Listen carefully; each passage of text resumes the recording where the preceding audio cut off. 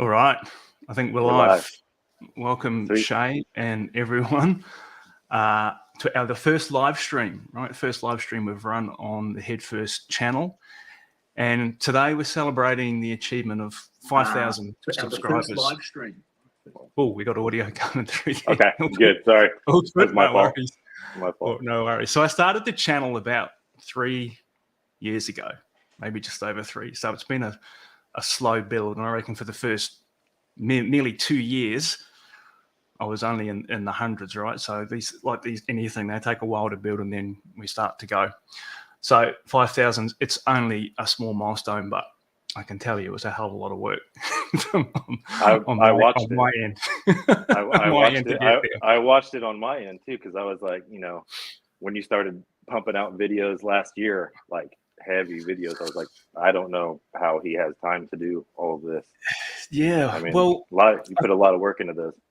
Yeah, I think a lot of channels kind of, the whole pandemic thing, right, created space for activities like that. And I think, I also noticed that with the whole kind of DIY thing that we've been doing with the boards and so on, that picked up massively. So the timing of kind of having all that stuff ready to go with people with a lot of time on their hands, we saw, obviously, I think a lot of the retailers and a lot of the suppliers of music gear saw all their sales go through the roof, right? And prices, as we know, right? The prices of everything went up. Secondhand gear went up, but it was plus, everybody was stuck at home. It seemed like a lot more people were picking up the guitar again, or maybe that's could be a part of it. Yeah. So look, and I think we want to talk a bit about obviously the respective amp companies that myself and Shea have got. Talk a bit about kind of 2022, how the year's been. We'll talk a bit about maybe some plans for 23 to the extent that we can. But first thing, man, I just want to wish you a Merry Christmas. I hope you had Merry Christmas, time man. Hope you had a good time with your family and stuff. Oh yeah, probably too much. A really good time. Probably a little too much of it, and spent the last couple of days laying in bed, taking it easy. But it's always hectic. It was, I think Christmas Eve, maybe. Because man, we saw it on. Was pretty bad in Indiana. That's where I'm at. Yeah. Did you get it bad? It was. The wind chill was like negative 27 on that day, and it was like I walked out to start my car, and it was like just being out there for 5 seconds was like too much. So yeah, but other than that, winter much time better now. today. Yeah. Awesome. Hey, I was gonna kind of kick off conversation with a question, which is, can you remember how we met? How this kind of came to be? Do you remember how that happened? Well, so I remember. So first, I remember seeing you on some of the DIY forums. Your name Burger. Right? Yeah. Wait, what's that from? Real quick. It's a nickname I picked up kind of as a kid. So I actually went back. So I was originally born in New Zealand, right? Everyone calls me Australian, and I've been living here for more than 20 years. I'm Australian citizen now, but first part of my life, I grew up in New Zealand, and we actually went back and visited family 3 weeks ago now. There was a wedding. And I'd forgotten I went back there and everyone's calling me Burger again. I'm like, oh, that's right. Yeah. I obviously have the forum name, right? But no one calls me that here. So anyway, it's just an old nickname. That's cool. Yeah. And yours, man, yours is Heavy Sleeper. Where does that come from? Man, a long time ago, I just had a poster that had it on there and I was just like, that's cool. And it just became like, in the early days of Instagram, that was my handle. I've seen that poster on your wall. Yeah, that's the actual poster. I've got it right above my workbench. Yeah. It's a Mike Giant poster. But as far as me and you, I remember seeing you, active on the forums. Do you remember which one? Well, you were active on basically all of them, but I think that the first one. Well, SLO clone. Okay, maybe. so just in my early days when I was learning about doing all this, I was just searching for information, Yeah, same. searching. So, it's like I basically, any guys that were on the forums that were like shelling out any like good info, it's like, I paid attention to those guys, and then I remembered who they were because I knew that what they were saying is pretty trustworthy. But yeah, I think Slow Clone. Remember you from Yeah. Slow Clone, and then Rig Talk, and maybe some of the other ones, Amp Garage, maybe. Amp Garage, yeah. I think that used to be a pretty active forum, but man, so much of the stuff has died away now, hasn't it? I don't know. Do you still go in and check on Slow Clone occasionally? Man, you know what? I'll pop in there every now and again, but not as much as I used to. Love that forum. I mean, that forum is just a wealth of information on modifying amps, and yeah, I learned a ton there, like a ton. Oh God, yeah. Deeper. It's deeper there than you're going to find at most places. But yeah, and you can find Rig Talk is a great place too. I mean, it's like these forums. Rig Talk's cool because it's not moderated kind of thing. Yeah, right? It's pretty open, right? Like a lot of the other stuff, I kind of find that's that's not always a bad thing, No, it's a bit more free. Let the information flow, right? People get straight to the point on Rig Talk. Yeah. And you're getting West. Yeah, you're getting the real opinions there, right? There's obviously a tech sub forum, in Rig Talk, but it tends to, they're not really deep dive stuff. I found SLO clone or slow clone also for me, and when I was kind of going through that initial learning curve, man, I must have read every single thread. All of it. Forum. Just I mean, the amount of hours I've spent on that site is just more than I'll give a shout out to Jed, who's Jed, founder, and Jed, who's the founder and still runs that forum, right? And as I understand it, he runs it out of his own pocket, like the hosting fees, the whole 9 yards. He just does it himself. So that he, like Joey, and there's a bunch of other guys on that forum that it's just been so generous with their knowledge and their information, right? So so I mean, I do remember you on the forums. You were pretty active, and I remember waking up one morning. So I got these DIY boards that we started to create, right, and sell, and testing them on Slow Clone was actually part of the journey, right? So I remember I told the story on the Tone Talk episode, which is all I wanted to do was get to the point where I could build a channel switching wizard, because I wanted to build a wizard. Right, that was my goal at that point. And, well, it's like you're in Australia, and those well, these things they're extremely expensive. So anyone who's here will know, right? But I know a bunch of guys here who have landed 100-watt either MC2s or MTLs, directly from Canada. And they're not getting much change out of 10 grand Aussie once you pay shipping fees, import duties, and so on. So it's, you got to be committed, right, to go down that path. And so, but I tested this on Slow Clone, right? And I thought, if I could, so I started with a couple of loops and some other smaller things, and then progressed into this larger board to do for the DIY guys. And I kind of did a run of 30 initial boards and put them up on Slow Clone, and there was definitely interest in it. And I remember waking up one morning, because I'd sell these things on PayPal, and there was an order. I think you bought 10 effects loop boards.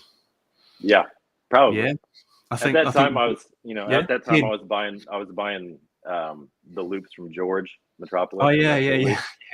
Great. Yeah. I mean, he's a great guy to deal with. Great loops. But it's like doing what we do is like building them from scratch would be, at that point I was like, well, I should just be building. Yeah, well, I was just supplying the bare board, right? And you could populate it yourself. I'm not too sure anyone else was doing bare boards at that point. Yeah. And I woke up and there was the order, and I knew who you were. And the reason I knew who you were was because I'd heard of Monomyth, because I'd listened to and I was aware of the Black Sun mod or the Black Sun amp. that you had already had out there. And I can't remember how I came across that. Maybe Probably YouTube. I think YouTube so. It just came up or whatever, right? And I remember thinking, this thing sounds freaking insane, right? Thanks. Insane. I kind of had an inkling of what you might be doing, but I didn't know. I didn't know. And I think we just started emailing each other from there. And then it just grew. Yeah, that was pretty much it. And then it's doesn't even, I don't know, that doesn't even seem like too long ago to me now. It's like, time flies, but it's a couple of years ago, I guess. It was before I did my production amps, so we had basically we got our relationship going and just became friends before that. And then you were as far as my timeline goes,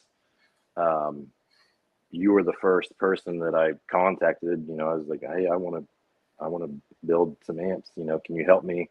And then we just went down that road, and you were the first person that I trusted to work with, and that worked out really well. So thank you. Thanks, man.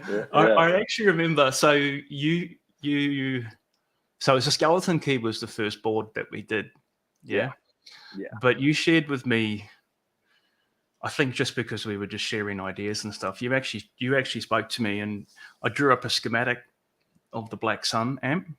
Mm-hmm. And there's some kind of DNA, right?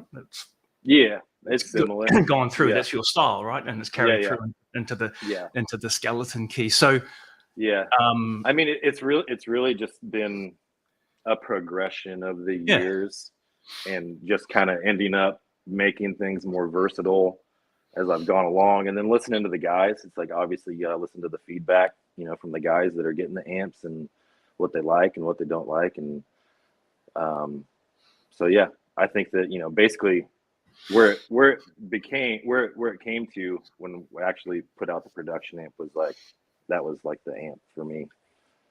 How was that transition from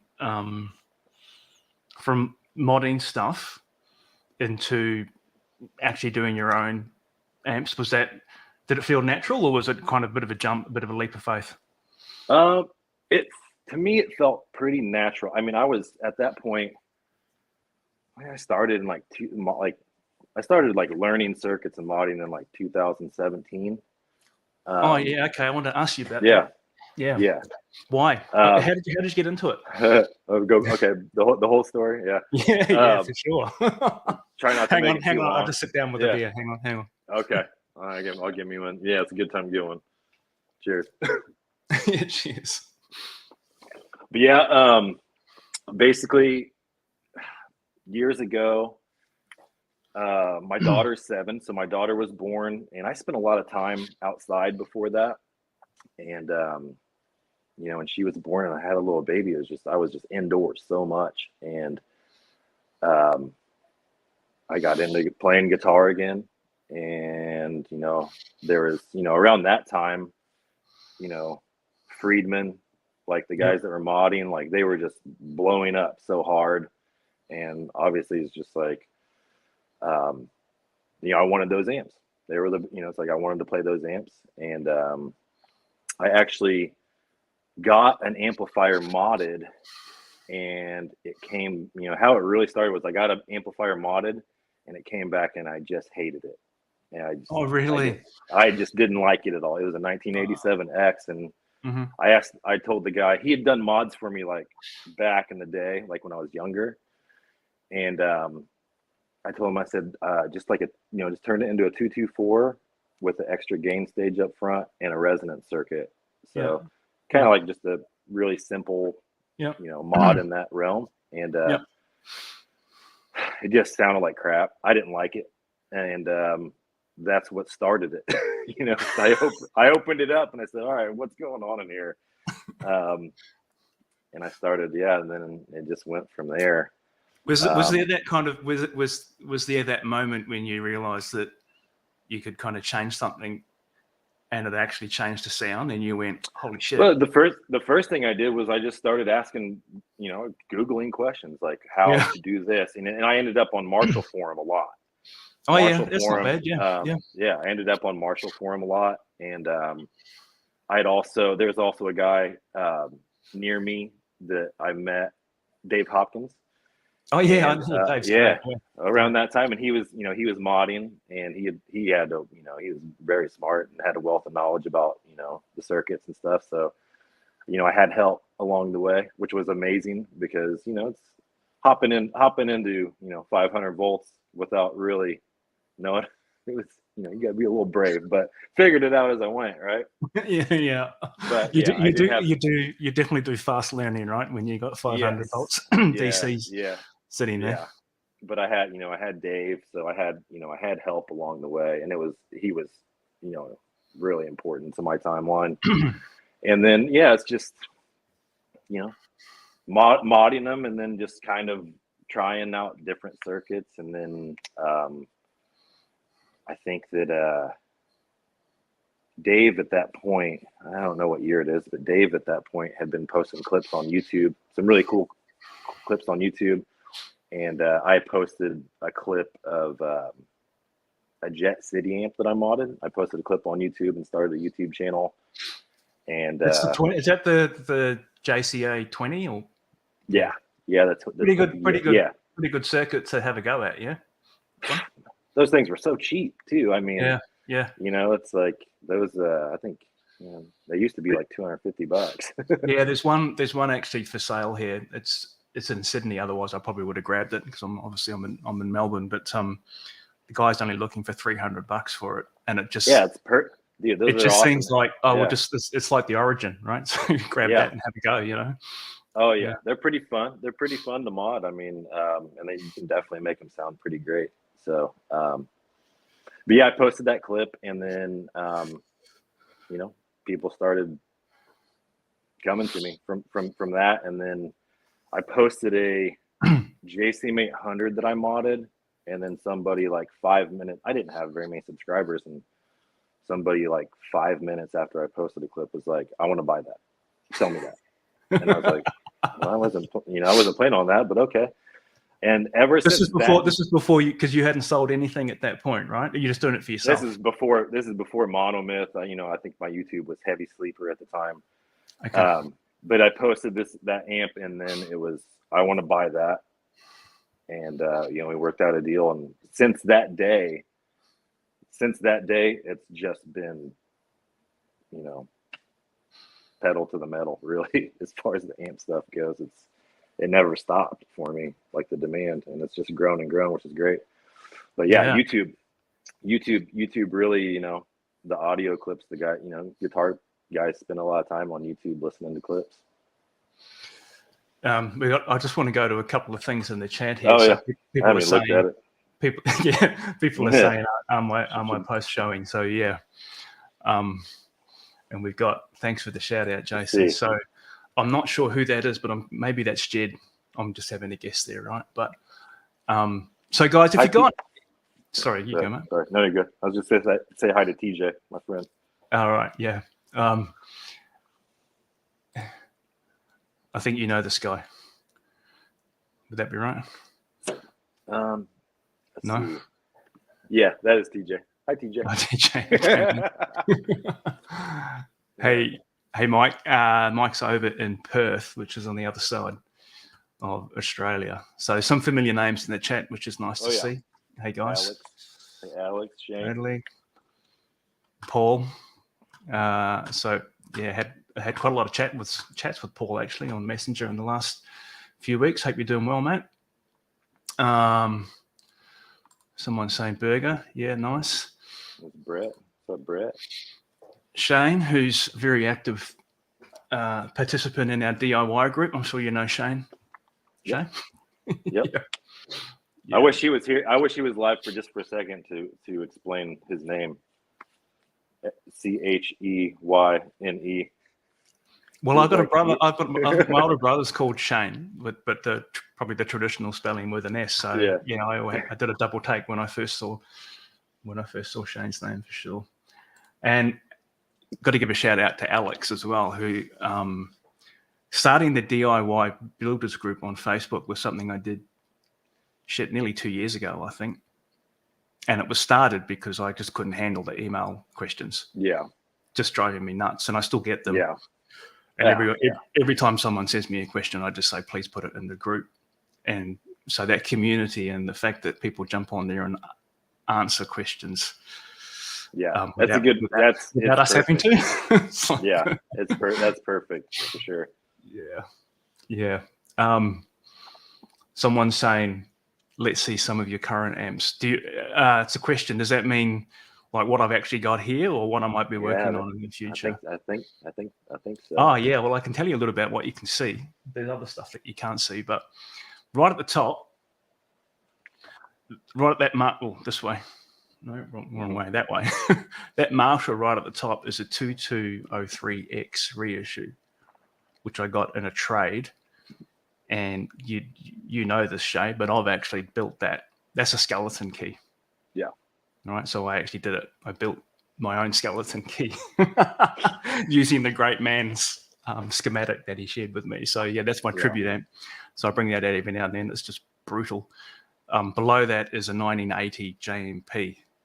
It's been on the channel. That's the one that's got the J.K. Lee mod. Below that is an SLO 50. It's a slow clone. I built it. It was built from a kit from C3 Amps in the US. I think the guy's name is Rob. He used to be on Slow Clone. I don't think he's on there anymore. I think he was using it too much as a sales channel, and he got banned. But his kits are fantastic. And when I was learning, right, this was kind of, you go through that transition of kind of learning and so on. And I got a few kits and built them from scratch, and that was one of them. Man, it sounds fantastic, that amp. There's the MTL underneath that, and then down the bottom, that started life as a 50-watt stereotone plexi, and it's been through at least 5 different iterations of amps. I gut it and then rebuild it. You gotta have those. It's a test mill, you know, and so it's got my mini board in it at the moment, mini PCB board on it. Up the top over here, that's a block letter 5150, and above it is the Alto 100, which has just gone into a new head shell, which came from the States. You sent it to me, Shea. Yeah. You can't see. Next to that, I've got a 69 Marshall 50-watt plexi. Been on the channel, I restored it. And there's an old 2204 sitting underneath that. So there's just a few things there. Pretty nice collection, man. Well, you know, you kind of start with 1 and then you have 2 and all of a sudden you've got 5. And but I find 20. Them when you're tweaking, designing, building, whatever, it's good to have some references, I find. Sure. I'll put them on the switcher, right? Kind of go back and forward and go like, is this thing, because you know what it's like, right? Your ears get fatigued. You're listening to something that you're working on and you're going, shit, is this too bright? Is it too dark? Is it, you know, whatever, right? It's pretty good to have that. Absolutely. Yeah. So Matt, I just for the guys, right? If anyone wants to throw questions on the chat about anything to do with amps, right? Either technical questions or, you know, things that, you know, sounds, techniques, whatever, you know, feel free, right? We'll do our best to help out. Mate, one of the things I want to ask you is, and this kind of relates to the whole transition to building your own stuff and, like, you know, launching your own designs. And this question, you'll see this question get asked in forums all the time, right? Turret board or point-to-point versus PCB. Sure. Right. Now, your views? Sure. It depends on the PCB. You know, okay, so if you're familiar with like a Marshall ST1 board, you know, and the way that the tracks are laid out on it, it's not versus you know, that which they've had that same design for a very long time. They haven't really switched it up too much as far as you know, at all. And then the wire, like how they have the wiring set up in there. You know, that I would say that versus a hand wired, you know, it's like you could probably make a hand wired better at that versus the ST1 board. But you know, if you have like a modern PCB, like the ones that you've made for me, I think personally, I mean, all day, like they're dead quiet. You can make Yeah. them dead quiet, and you Yeah. know, for a high gain amplifier, that's worth a lot. You know, so you know, this can be subjective too. I think that the hand wired stuff is so classic in design, and it's been around for so long that there's like that. It just kind of has that It's kind of reputation. there's some mystique or maybe a bit of Mhm. nostalgia about it as well. I think, you Just know. like the old, you know, just like those old Marshall amplifiers, they have the same thing. So it's just that all kind of goes together, I guess. But you know, my personal opinion is now with what we have, uh, you know, PCB all the PCB way, all day. all day, all day. All day. And it's faster too, right? Yeah, faster for sure.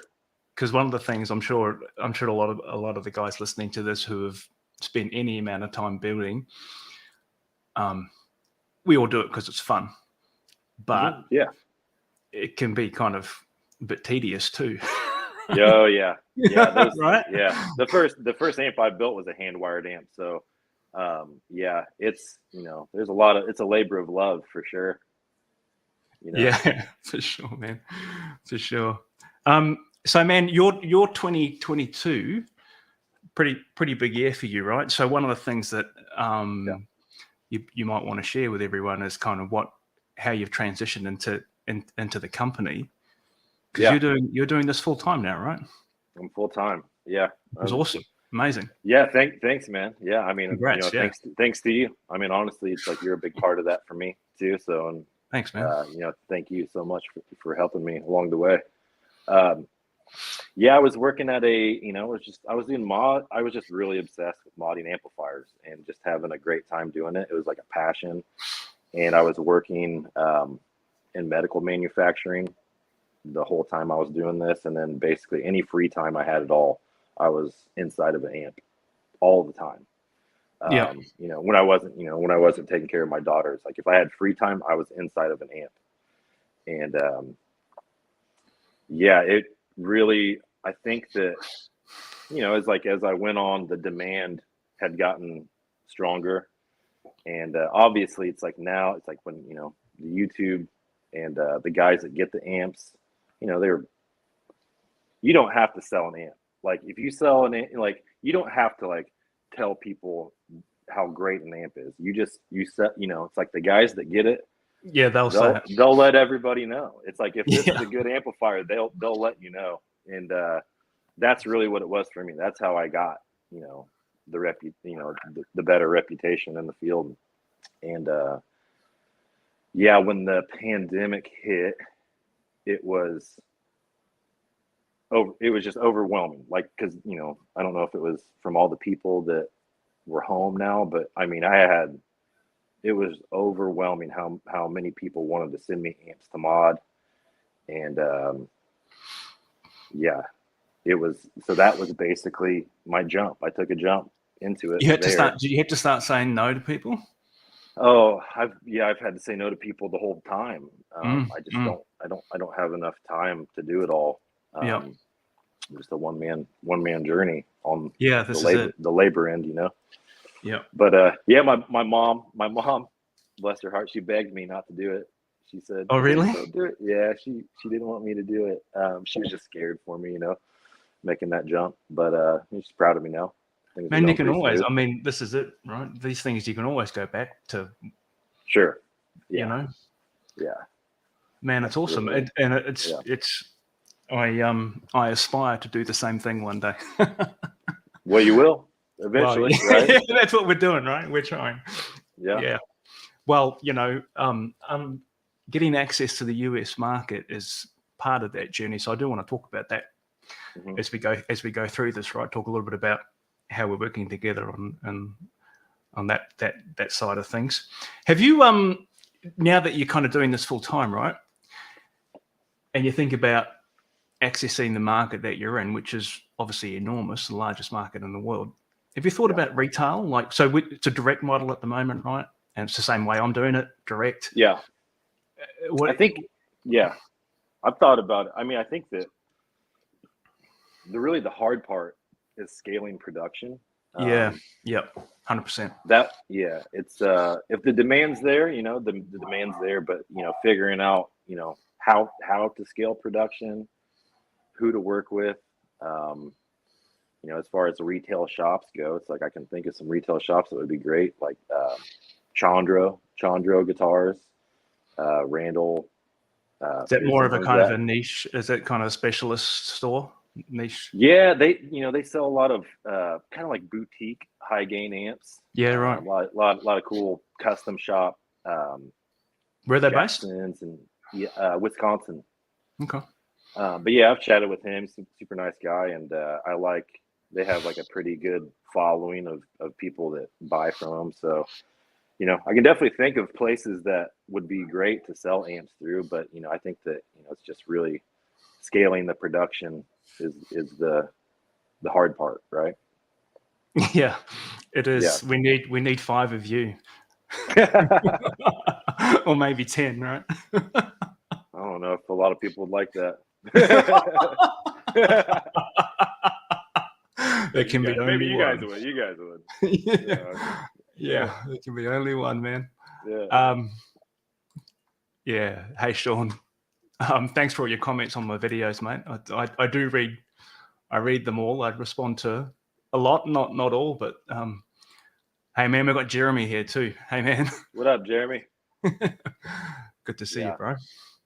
Yeah. We've you know, as far as Jeremy goes, he's been in the journey too. You know, we've all shared a lot of information personally with each other and worked together. And hell yeah, you know, looking forward to see him release his production amp.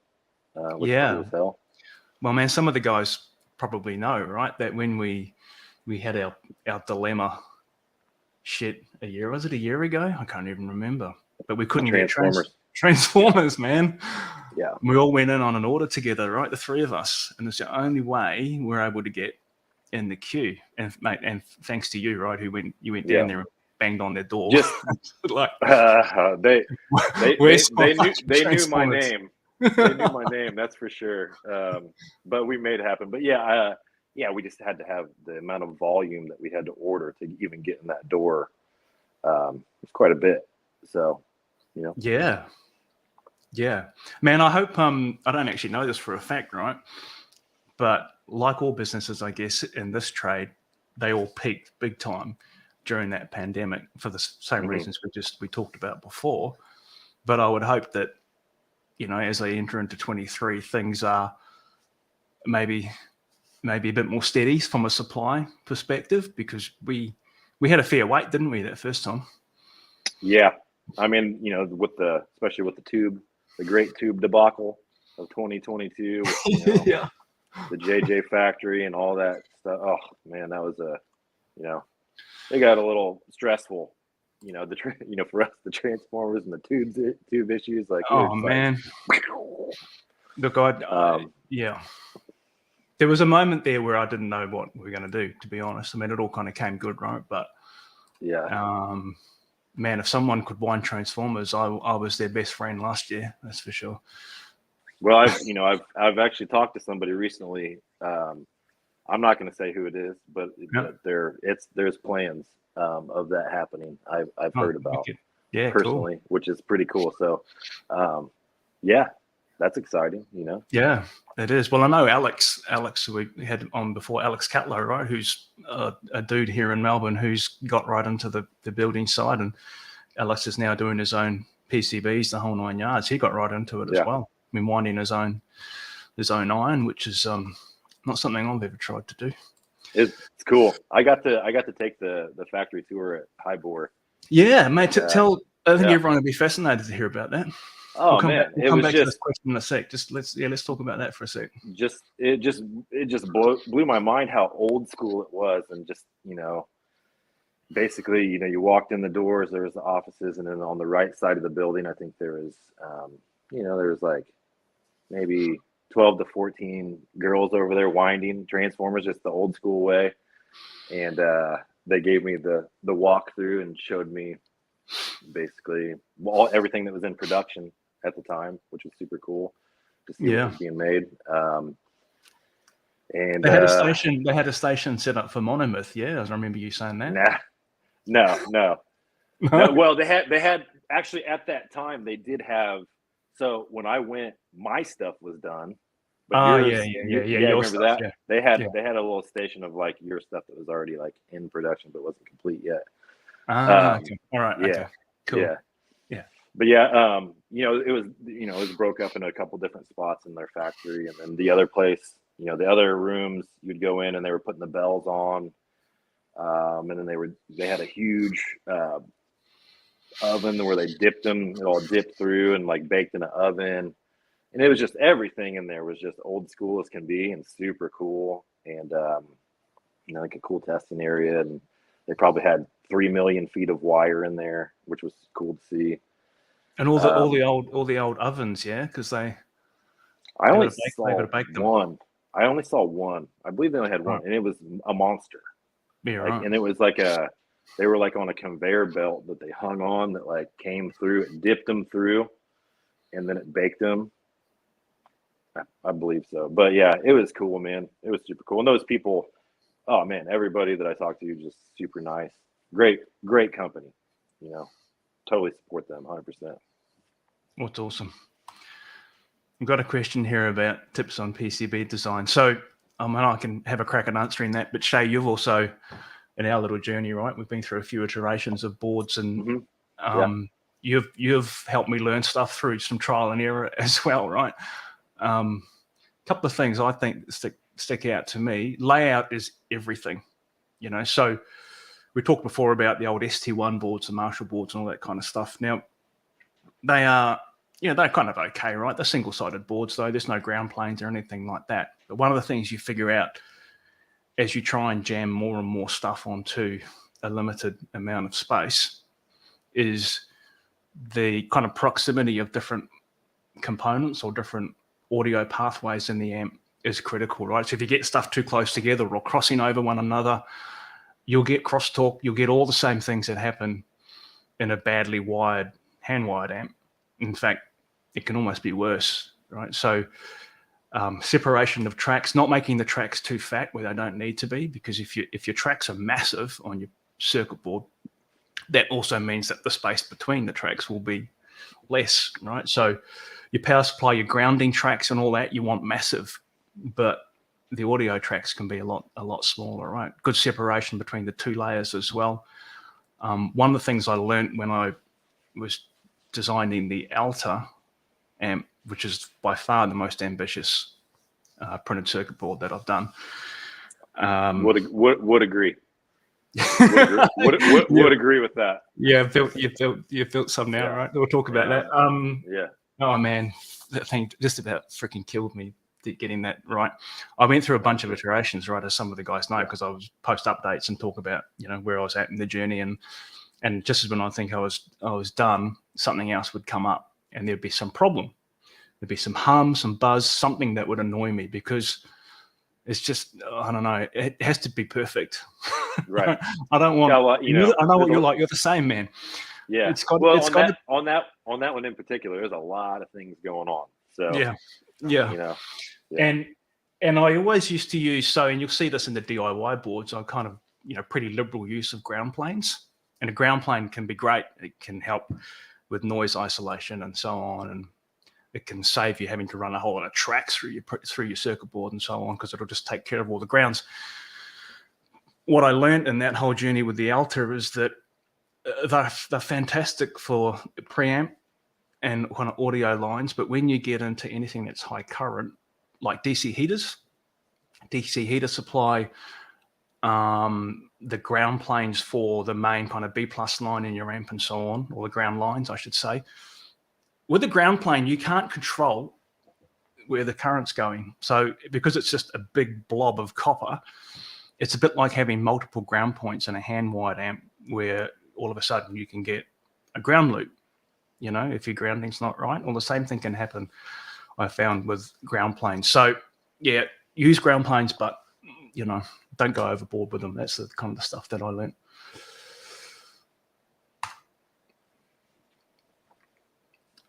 Look, I don't know the Avenger circuit off the top of my head, but I do know what I did with this one, my SLO 50, right, which has the traditional mic loop in it. It's got the tube buffered loop, which is pre-tone stack, and it's as hot as hell, right? You can't run any pedal in that loop. The signal's way too hot. All I did to fix that problem was I jumped the effects loop, so the standard effects loop is still in circuit, okay? And then I put in one of my boards, the good old zero loss LND 150 effects loop in the traditional position between treble wiper and the master volume pot. I don't know the Avenger scheme off the top of my head, but my guess is you could do exactly the same thing, right? These loops, these LND loops, which we have on the site, are fantastic in any kind of Marshall or modern Marshall style amp. Right? Is that are they using those in the current Soldano amps? So still a tube buffered loop actually, but it's okay. back in, it is, but it's back in the traditional spot. So I've had a couple of the BAD ones in here, just for kind of check over, and it's after the treble wiper. Yeah, it's same spot, and it's just they use 2 triodes and a 12AX7, so it's kind of a cathode follower to buffer it down into a low impedance signal, and then the other side of the other triode is a recovery stage. So just like they used to do it really back before the LND loop was pretty popular. Here you go. Yeah, this is true. Shit. More on the barbecue. Yeah, on your IG, you're often posting pictures of the biggest steaks you've ever seen. I'm a simple man, I love some good meat, man.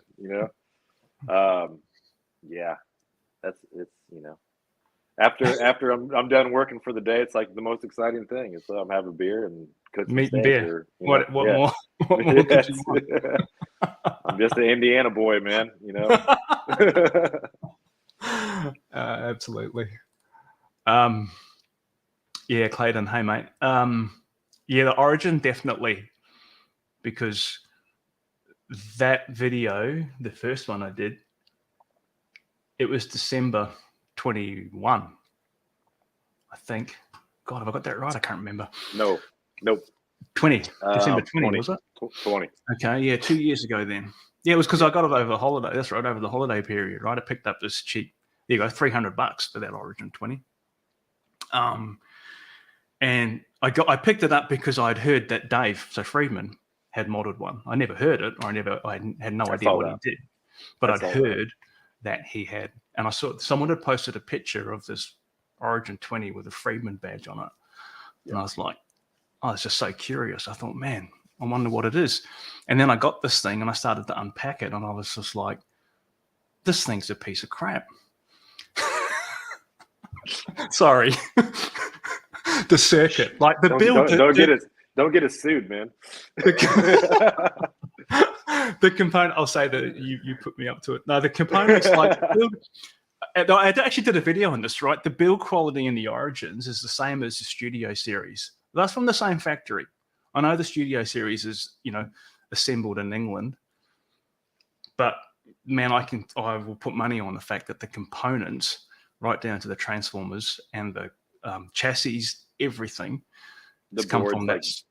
The boards are the same. They're all getting stuffed over there, probably. Yeah, and I reckon, what did Dave say? I remember he actually said this on the Tone Talk. He goes, yeah. So they in the UK they get the chassis out of the box, put it in a head shell, and put tubes in it, and then say, look, maybe a little bit more than that. Maybe they're plugging some pots in or whatever, because they're all on those clip-in headers and so on. Yeah. But anyway, so I got this Origin and pulled it apart, started trying to figure out what the circuit was, and realized that the V2 in the amp is just running the effects loop. So if anyone wonders why their stock Origin is kind of not that gainy, even though it's got 3 12AX7s in it, it's because the second tube is only driving the effects loop. So that whole reconstruction of that mod and why it's a little bit tricky to achieve. I mean, a lot of people have done it, and people that have done it that have never modded amps before and have done it successfully, so that's cool. But it's repurposing that second tube as part of the core circuit to make it like the good old Marshalls that we know and love, right? Yeah. I mean, because that amp looks like a Plexi, but the circuit inside is nothing even close nothing to it. like it. Great, great idea to sell some amps, as far as the look goes. But and it, is, I don't know. The weird is they sold that amp as kind of like a Plexi style, but it's really kind of wasn't that. I forget what other amp it was based. I think was it the Class 5. I don't know anything about those. Yeah, I think it was similar to that. I don't know about you, man, but I stopped paying attention to Marshall circuits after the Jubilee, really. Yeah. I mean, I know, I kind of had a look at DSLs and all that kind of stuff, but the old stuff's the best stuff. I'd like to see it, dude. Hopefully they put out some, boutique high gain stuff in the future. I'd love to see that. Man, they'd kill it. Man, what a killing do it, mate. They would kill it. Imagine if they released a Jose Arredondo Marshall, man. I just don't understand why they haven't. I mean, I'm glad they haven't. I mean, come on. I'm sure they're selling amps. I mean, they sold a bazillion of those Origins, so maybe that's just not what they care about. They don't have to. They don't have to, right? Yeah. Simon. So, yeah. Hey, Simon. Thanks, mate. Simon's a Melbourne-based player. He's one of the professional player. Right, there's not that many in Australia. There's a few. Unbelievable guitar player. So anyone who doesn't know, Simon's got Van Halen tribute band amongst other things that he does, and we've been trying to find a day to catch up over the holidays, right? Because I want Simon to have a crack at this. There it is. Yeah, that one, the Alto, right? So good idea. Yeah, so keep an eye out for that, guys. We want to get a clip together with Simon playing through it rather than me, and we'll post it on. We've got you too, that's right, and we'll post it either on my channel or his, or maybe both, right? So looking forward to doing that. Here we go. What's this one? Any advice for someone who wants to take a shot at hobby building an amp for the first time? Do you want to have a crack at answering that one, man? Sure. I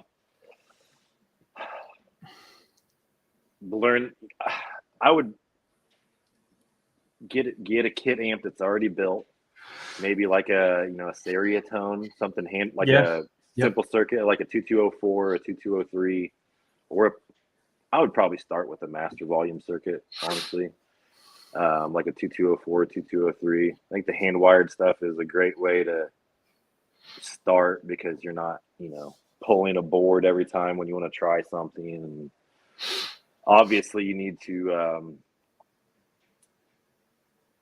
it's good to have maybe a mentor if you're just somebody to teach you or to be there with you, that kind of things.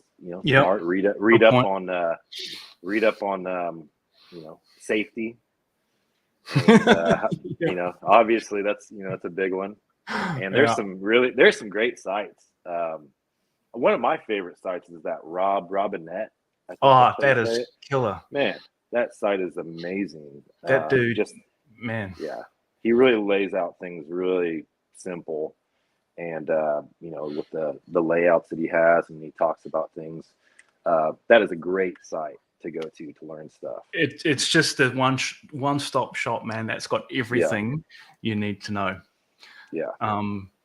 Valve Wizard is also a great site, valvewizard.co.uk, but his stuff is a bit more like he's the author of these books, right? Which I recommend getting. Maybe not a starter, right? Yeah. This isn't your first thing that you get for hobby builders, but Merlin is the author here, right? So valvewizard.co.uk is his site.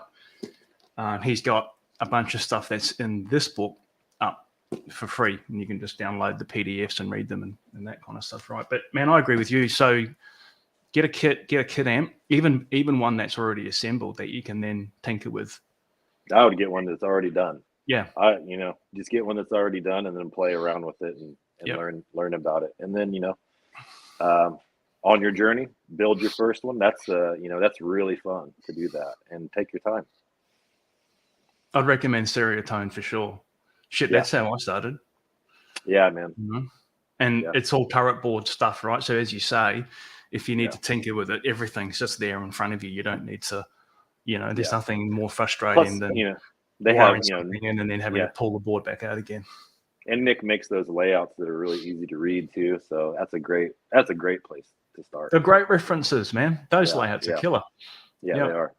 Yeah. And you could get like a standard 50-watt plexi or whatever, right? And then use the different layouts that Nick's got up there to see if you can convert it into a 2204 or something else, one of the other mods that he's got. See if you can convert it into a 50-watt Yeti or something like that. Because they've all got the same bones. Yeah, it's all, absolutely. There you go. Someone suggesting start small. Yeah, a lot of people say build a Fender Champ. I never did. And I never built a pedal either. Never, ever touched a pedal. But I did start, the first amp I built from scratch, I guess it's probably the most simplest Marshall ever, which is the little 18-watt,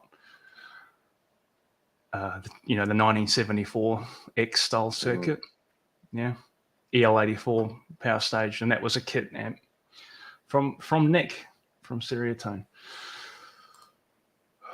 Long surface. No, we haven't gone through that yet. John, you started with me. Started without me. Oh, well. Sorry. Sorry. We were on time. I don't know about you. You can rewind. Yeah, the head first loop, right? It's not, I won't claim to designing it. This is a Stephen Miller loop. So if anyone knows the LND powered the LND 150 powered loop, right? Uses two LND 150s, which is a high voltage MOSFET. One's kind of set up like you'd set up a cathode follower with a triode and buffers the signal down into a low impedance, and then the other LND 150's recovery stage. It's pretty simple circuit, quite simple actually, but it was designed by Stephen Miller and then became the backbone of what George has been doing at Metro, and Dave uses the same and kind of everybody design. else. Everyone, it's become the kind of industry standard at this point. Here's a good question, man. 50 watters versus hundreds. Okay. Yeah, I get this a lot. So good. You go first. Yeah. Personally, just as the playing aspect goes, I like the way that 50 watts responds. Usually better than 100 watt. Now I can, it's kind of subjective. I can make 100 watt that sounds, really great too. But, I don't know. I just love a 50 watt amp, and there's a certain sweetness. There's a certain sweetness to a 50 watter for sure. Yeah. And it's, it's like there's all, 50 watts, 100 watts, different circuits, different amps. These, it's like, it's all different. I like a 50 watt for how I can make it sound, but that's really it. I like 100 watt too, the 100 watts that I do, they're maybe the power section is just like a hair bolder. I don't know, but yeah, it's I probably, I've had a lot of people ask me if I'm going to do 100 watt, and it's probably on the table for sure. So I want to talk about plans for 2023 at some stage. Look, I think for me, it was one of the things that I didn't stress over it, but I definitely thought when I was getting this Alta together, and kind of you go through a lot of thinking about and kind of prototyping and so on. And I thought about doing it as a 50 watt amp for sure. I absolutely did. And well, you did. You did. Yeah, well, it does have a half power switch on it. It's got a half power switch, and guess what? For me, maybe it's just how I am, but like when I was testing these the other day, boom, half power switch. And I was like, this is what I like. I mean, this is how I like it. That's really interesting, actually. Yeah. So it's there, that's, still there. It is there. One of the things that and anyone who, again, if you guys have tinkered with the stuff, you'll know, right? When you got quad EL34s and they're all at idle, even when you're not even playing through the amp, right? They're drawing current.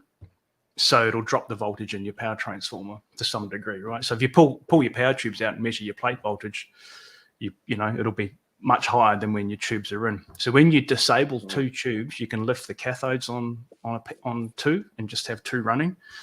It will increase your plate voltage. So the 50 watt mode, the voltages are a little bit higher as well, maybe only 5-10 volts or whatever. But it does obviously cascade through the amp into the preamp as well. And I don't know, man, maybe one of the reasons why you like the 50 watt mode is you tend to favor higher voltages in your designs as well. Yeah. So I don't know, could be part of it. Yeah, absolutely. Yeah. And I guess I just figured at the end of the day that the idea with this first amp, and obviously over time I would love to have more in the lineup. That would be the goal. But to start with, I just went, go top. Just you did go all the way and then go back. You did. You got them. You got the full MIDI. The crazy. You got 8 push buttons that are LEDs. Shocking. I mean, I was really eager to build the amp just to see. What was it like, man? What was it like building someone else's amp? Well, honestly, I was ready for it because just doing the same thing and over, it's like doing something new is always like that. Love a challenge, right? So but yeah, it was the build went smooth, and just really shocked on how much is going on in there, how you've, because I've got the files with the looking at the tracks and the layouts and all of that, and it's pretty incredible, man. A lot of work has gone into that amp. A lot. Yeah. About a year. Good job. Hey, thanks, man. Yeah. It took a year, right? So I started it.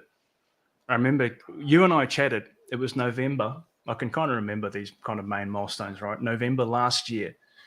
And you said to me, hey, man, let's whatever you're working on, right? Let's get started, because it'd be great to do some work on them in 2022, right? And obviously the year that we've just had. And I remember thinking in my head, oh yeah, okay, so shit, if we could get something up and running, February, March or whatever of this year, that was kind of my goal. But it went way over.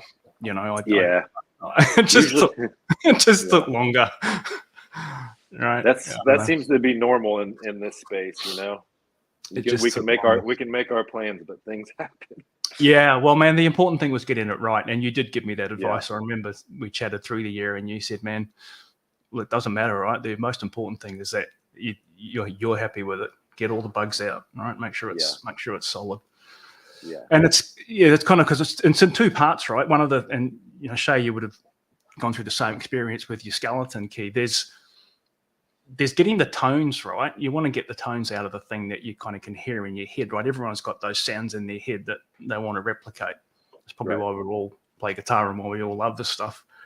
But then there's this kind of, I don't know if maybe the technical side maybe is the way to describe it, but you got to get rid of all the hums and buzzes and squeaks and any other kind of thing that's, functionally incorrect as well. So there's sounds, but also it needs to actually work, right? And not have any noises and other shit going on. Yeah, and just a efficient, sturdy build. Well, there's building. And that's a good point, actually. Building considerations is a huge part of it, and one of the things that that I did with the Alta design, and this is where we get into this debate about point to point and turret boards and PCBs and hand-wired, which is a term that I really dislike, because everything's hand-wired in my view. Yeah. Well, certainly in the sort of stuff that we're doing. But I went into I've got one here. I thought I'd bring this out at some point. This is the Alta's main board, and you can see these aren't actually soldered in, but I've got PCB mounted preamp tubes, right? Which is, for some purists, will say, oh no, you shouldn't do that. Well, if you do it right, and this is one of the reasons why it took longer, getting that design right, it's dead silent. Absolutely dead silent, right? And can confirm. In terms of noise floor, and it's a consideration with building. And I looked a lot at, not to replicate designs, but I like to look at manufacturing. And so I looked at other amps. I looked at Bogner's stuff. I looked at Diesel's stuff, Marshall as well, obviously. And just in terms of construction technique, it's a fascinating thing when I first look at an amp, either online or, in the flesh. One of the first things I'm looking at is like, how do they go about mounting the pots? What about the tube sockets? How are they done? It's a fascinating thing. And so there's no doubt that the production method or the construction technique comes into play when you're doing these designs, right? It's obviously about the end tones. It's got to sound great, but you want something that's going to be able to be built reliably and not take 3 weeks to build as well. Yeah. What do they call the well, I guess they call it different when you have, say, like Friedman, what he's doing now. They call it like a hybrid PCB design, when you have like a board and then the sockets that are wired in. Do they call that hybrid PCB? Yeah, it's interesting. I mean, Dave's stuff, again, I mean, I think everything that I'm a real fan of what he's done, right? His stuff's awesome. And, yeah, sure. And Dave's helped me heaps. He's been really great. Yeah. But his stuff is, so he obviously went through the turret boards thing, right? So a lot of the early, if you look at the kind of 2015 vintage Dirty Shirleys and all that kind of stuff, and the original BEs and so on, they're all turret board. And he obviously figured out the same way that we eventually did, was that there's a limit to how far you can go with that stuff. And then you've got to go to printed circuit boards. As soon as you got any, it's probably efficiency of the build at this point for him. I mean, all of that, right? Reliability, noise floor, and he's obviously got into relay switching. He's got switching amps, right? So 3-channel amps with all kinds of options and so on. Good luck. He sells a lot of amps. He sells a crap loads of amps, man. Yeah. Wow. Yeah. That's just insane, the amount of stuff that he shifts. Incredible, right? Yeah. So, but his stuff is, 2.4 millimeter thick, decent, really solid, thick printed circuit board stuff. And he just has really nice, big, through-plated holes, right? So if you look at the construction stuff, they're all hand soldered. So all the components are dropped in by hand and all hand soldered. It's exactly the same technique that you or I are now building. The way that we're building our amps, it's exactly the same, pretty much. I saw Bruce Egnator post a gut shot the other day of his one of the amps from his class. Yeah. And they, I know they work together, but he uses the same the same kind of style PCB board. But what I thought is like super cool is what he does is, I think Dave might use this too, is like they kind of make it look like a classic hand-wired amp, like the layout of it. The layout. Like how the resistors are set up on the board, and it's pretty cool. Yeah, the layout. Yeah, totally. Because it does. It's very kind of linear and nicely laid out, right? Yeah. And he also does. He does some cool stuff, man. Bruce does the. You see the way he does his DC heaters. It's insane, man. Separate I love board. That. He runs that little board on there. Yeah, that's super cool. Yeah, that's great for stability. Yeah, I saw that and I was like, that's super cool, man. That's super cool. I like it. Mods for an original Jubilee. Yeah, interesting. I had one in here actually a couple of months ago. Guy from Adelaide sent it to me just for a kind original. Leave it. Yeah, and I actually thought the amp sounded fantastic, pretty cool. Yeah. But look, I've never hacked into one. I wouldn't kind of want to. Anything of that vintage is, here I am saying that you shouldn't mod vintage amps, and I do. But I don't want to kind of start drilling holes and shit like that into vintage amps anymore. I did a little bit of that, and I don't like to do it anymore. I don't mind modding, but I like to do things that are reversible. But look, what you do with a circuit like that is I'd probably go, and I did this with the 2205, which is, I always think of the Marshall, the 2205 JCM 800 is kind of the transition between 2203, 2204 and the Jubilee. It kind of sits in the middle. And it was Marshall's, pretty sure it's their first use of diode clipping in the circuit, the 2205. It has this kind of diode bridge sitting after like the second gain stage or whatever.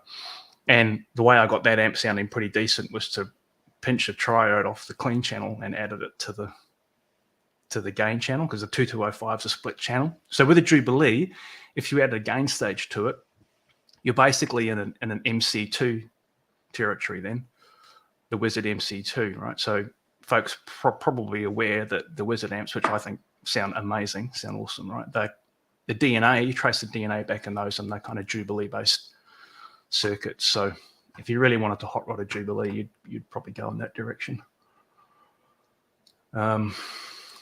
Got another question here, mate. Thank you both. Because of you, I went from zero to building my own amps. That's awesome. Went from wanting Shea's modded Origin to making my own. Sorry, Shea. That's all good. Blame Jason. Yeah.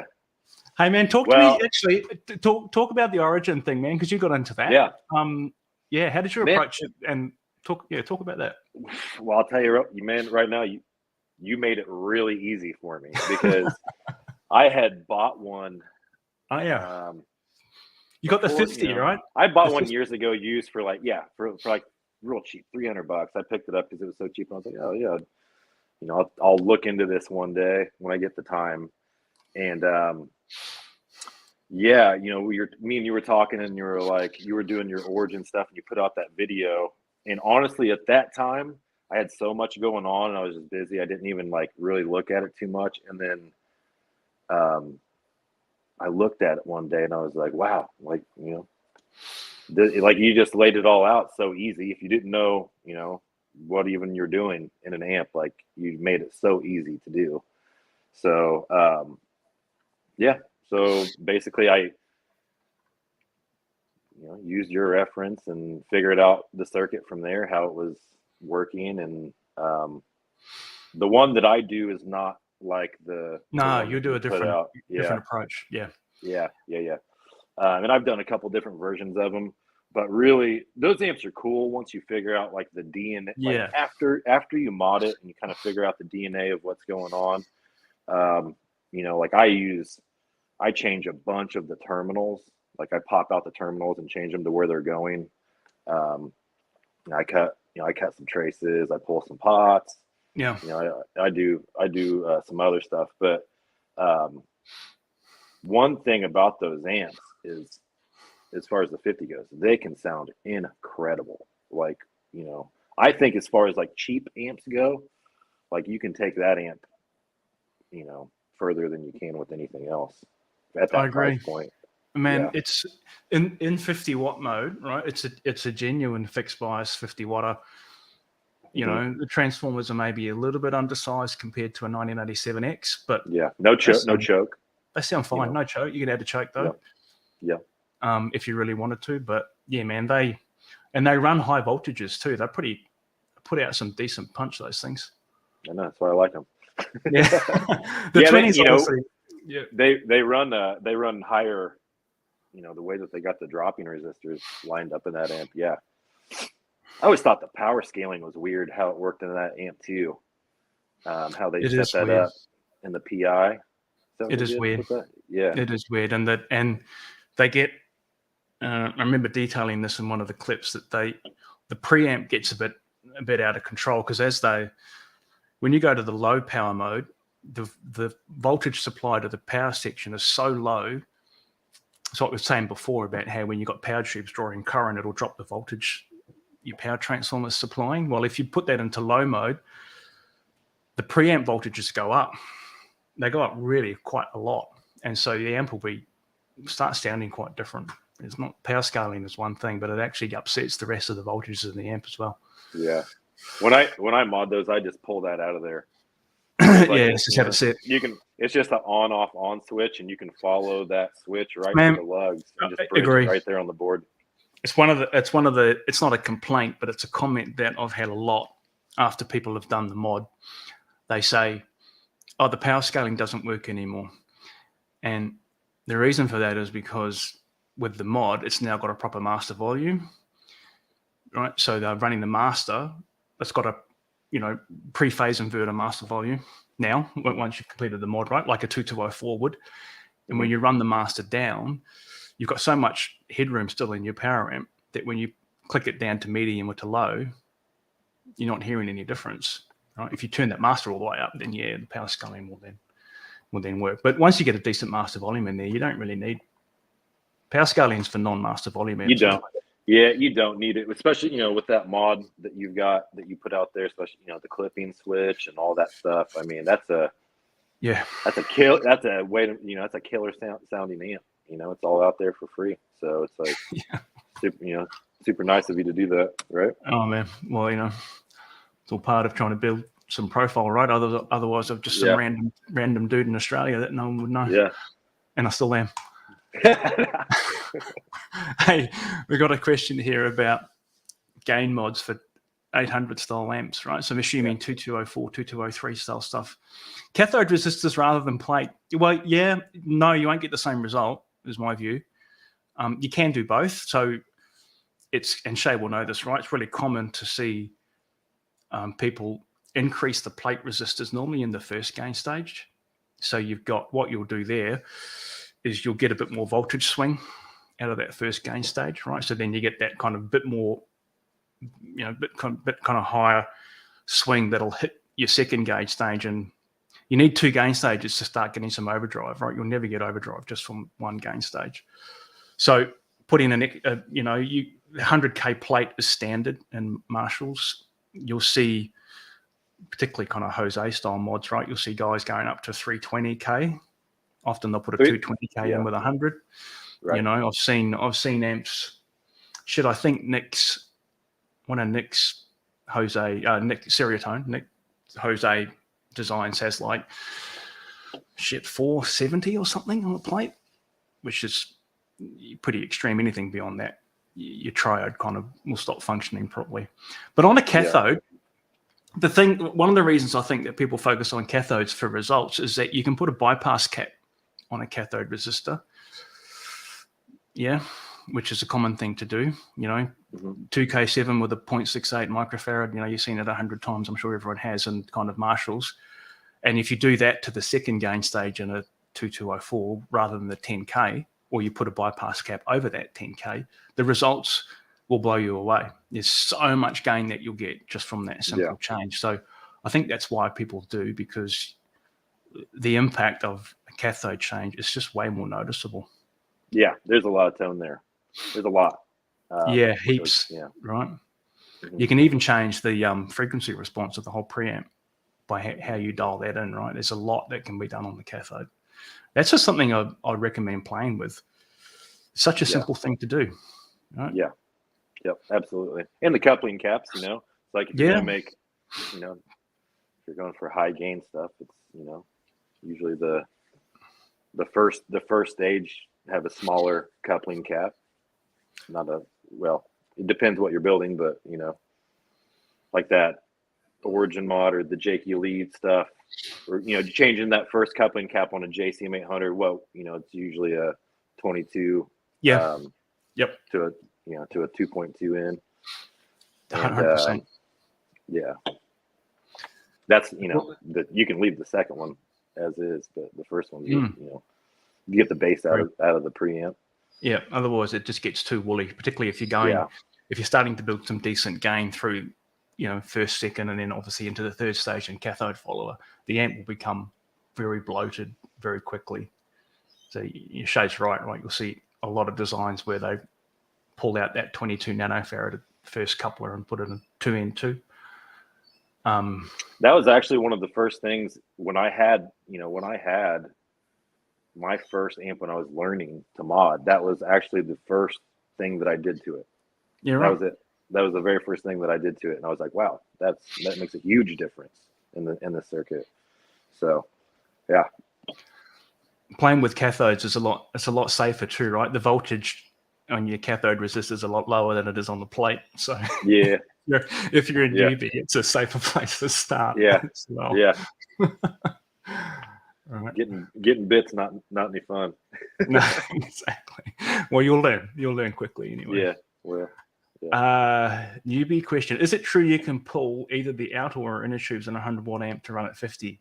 Yes. Mm-hmm. That's what I was saying before about in the alta, and you'll see Bogners have this and other amps, right? 100 to 50-watt switch. It lifts the cathode grounds on the two outer tubes, which is the same as pulling them out. It's basically the same effect, right? So yes, you can do that, and you should set the impedance back 1. So if you've got a 16 ohm cab and you pull 2 tubes out, you should set the impedance selector on your amp to 8, and then they'll be perfectly in balance again. 8 ohm cab, set it to 4. If you've got a 4 ohm cab, don't use it. No, I don't know anyone who owns a 4 ohm cab, by the way, but don't know if there's such a thing even exists. You have you got a chopper, right? Those are cool. Hopefully an Alpha someday. I built a Yeti, right? That was one of the kits that I built in my journey and my first introduction into the world of diode clipping amps was a Yeti kit, and I had that amp for a few years. Pretty cool sounding amp, actually. Suggestions for headphone playing. I don't do a lot of headphone playing, guys. I do a lot of playing into studio monitors as a reference point. So sitting in front of me here, I got 2 monitors and in front of my desk here. And when I'm modding an amp or working on a new design or any work that I do, I'll alternate between plugging it into one of these cabs and hearing it, obviously through a 4x12, but also through this system because I know what the system sounds like. I use the same SIR reactive load box, the same IRs, all that stuff. So it's a kind of a reference point. So yeah, if you want to do headphone playing, you could get a setup like that, get a decent reactive load, and something with IRs or shit. I've got the SIR as well. SIR reactive load. Yeah, they're good boxes, right? Yeah. The Runt 20 has got a fixed load resistor in it. So one of the things about the Runt 20 that Dave's got, you pull the speaker jack out of that and you can run it and it would be fine. It's got one of those big orange 100-watt chassis mounted resistors in it. I fixed a Runt 50 for a guy here twice just recently because he thought the Runt 50 also had the load resistor in it, and twice he ran the amp up loud, no speaker cabinet, and he smoked the power section in the amp twice. So I said, dude, you can't run this without a load. But if you've got a Runt 20 combo, look, the fixed load resistor will sound okay. You'll get much better results with the reactive load, though. All right, anyone who's tried this will know this. Reactive loads sound far more natural than a fixed resistor in terms of, the feel of the thing. Yeah. So well worth getting. How did you know when it was time to stop and finalize things for production? Mate, let you tackle that question to begin with. You got your amp to market before I did. So how did you know when it was time? Okay, and what he says is, I'm green, but I can't leave my MTL build alone. Switchable burn. Yeah, all of that. Well, I think your second part, that's a good way to say it, because if you try to make things perfect and everything's always got to be perfect and perfect and perfect, and you never make a move because you want it to be perfect, it's like you never really make a move. So you really just kind of got to get going and then learn as you go, I guess. And I don't know, it's like if you have an amp that you're going to put out and you just never can put it out because it's not, it's just, there's always something else that you don't like, or I don't know. You know what I'm saying? Totally. Like, sometimes you just got to go with it and not, just go with the process rather than just wait for things to be perfect. Yeah. It's got to the point where you kind of know, right? It's like, it's time, because you start to just playing with edge things, like there's some significant stuff that you need to sort out. If it's not sounding right, you're not happy with it, you'll know, but you get to the point where you're really starting to mess with the nitpick stuff. Yeah, nitpick, right? Messing with the French stuff. One of the things that I did was I got the amp during the design phase earlier in the year. I took it and got other people to listen to it. Right. So the guys that I just have fun jamming with, I took that into that kind of band situation a few times, and tried it out in a kind of a loud drummer and bass player and all that, and see how it performed. And both of those guys got good ears. I trust them. And like, what do how's it sounding, guys? Oh yeah, sounds fucking great. All that stuff. But I also I took the amp down to Brett Kingman, who's a YouTuber. Anyone that looks up Brett, he's got nearly 80,000 subs, I think. Probably one of the original YouTubers in Australia that kind of got the got a following, and he's another, like Simon Hosford, who I mentioned before, was one of the other guys who was a full-time professional player in Australia, which is not easy to do in this market. And I took it down to Brett. Brett was actually, he bought my first Kelly, the very first Serial 01 that I made and released. He's got that amp and bought it. So I've known him for a little while now. I took it down to him, and he didn't video or anything like that, right? He didn't turn the video on, thank God, because we were just kind of sitting down and playing the amp, and it was a really interesting thing to just sit back and kind of watch him and listen, and just see how he discovered it. And, I took away from that. I realized I was probably 90% there at that point. Yeah. Getting independent ears, I think, was important as well for me. Just to touch on that too, are you talking about the Alta or the Cali that you took? That was the Alta I took to him. Yeah. Okay. The Cali. Yeah. Cali he bought, and I didn't really go through the same journey with that. Okay. Yeah. So there is some discovery with that amp, because the first time, when I fired up the first one that I built, and I was trying to figure out, I knew nothing about how the MIDI stuff was working. I had a rough idea of what was going on there, but there is some, there is definitely some tonal discovery in that amp, and sitting down with this, it was fun to do that though, and learning how that MIDI is working, using multiple, spots of it. And I still haven't stored anything. I haven't tried that set. Yeah. We're going to hook that up next, right? Yep. Yep. And so, for anyone who's watching that's ordered one in the US, well, first of all, thanks, right? Can't thank you guys enough for believing in what we're doing. We're nearly there, right? Shea's actually built all the amps. We're just going through final testing and mounting them in the head shells, which is always fun. And so we're just seeking a little bit more patience. We're nearly there. 2023, man. I'd love to ask you plans for next year. What are anything you'd like to share? Well, so I was doing some waiting lists on my Skeleton Key amps, and then it got overwhelming. I had to close them off because I just had to wait far too many people on them trying to buy an amp, which I appreciate. Thank you guys. But I have a lot of people on a list right now. I do want to continue doing the Skeleton Key, the 50 watt.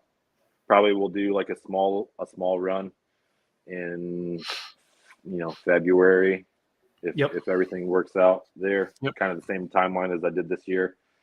And then, after that, I mean, preferably I would like to do something different and not do, kind of leave that other amp out of production, and focus on a different thing, and leave that other amp to kind of like be, kind of be where it's at for now.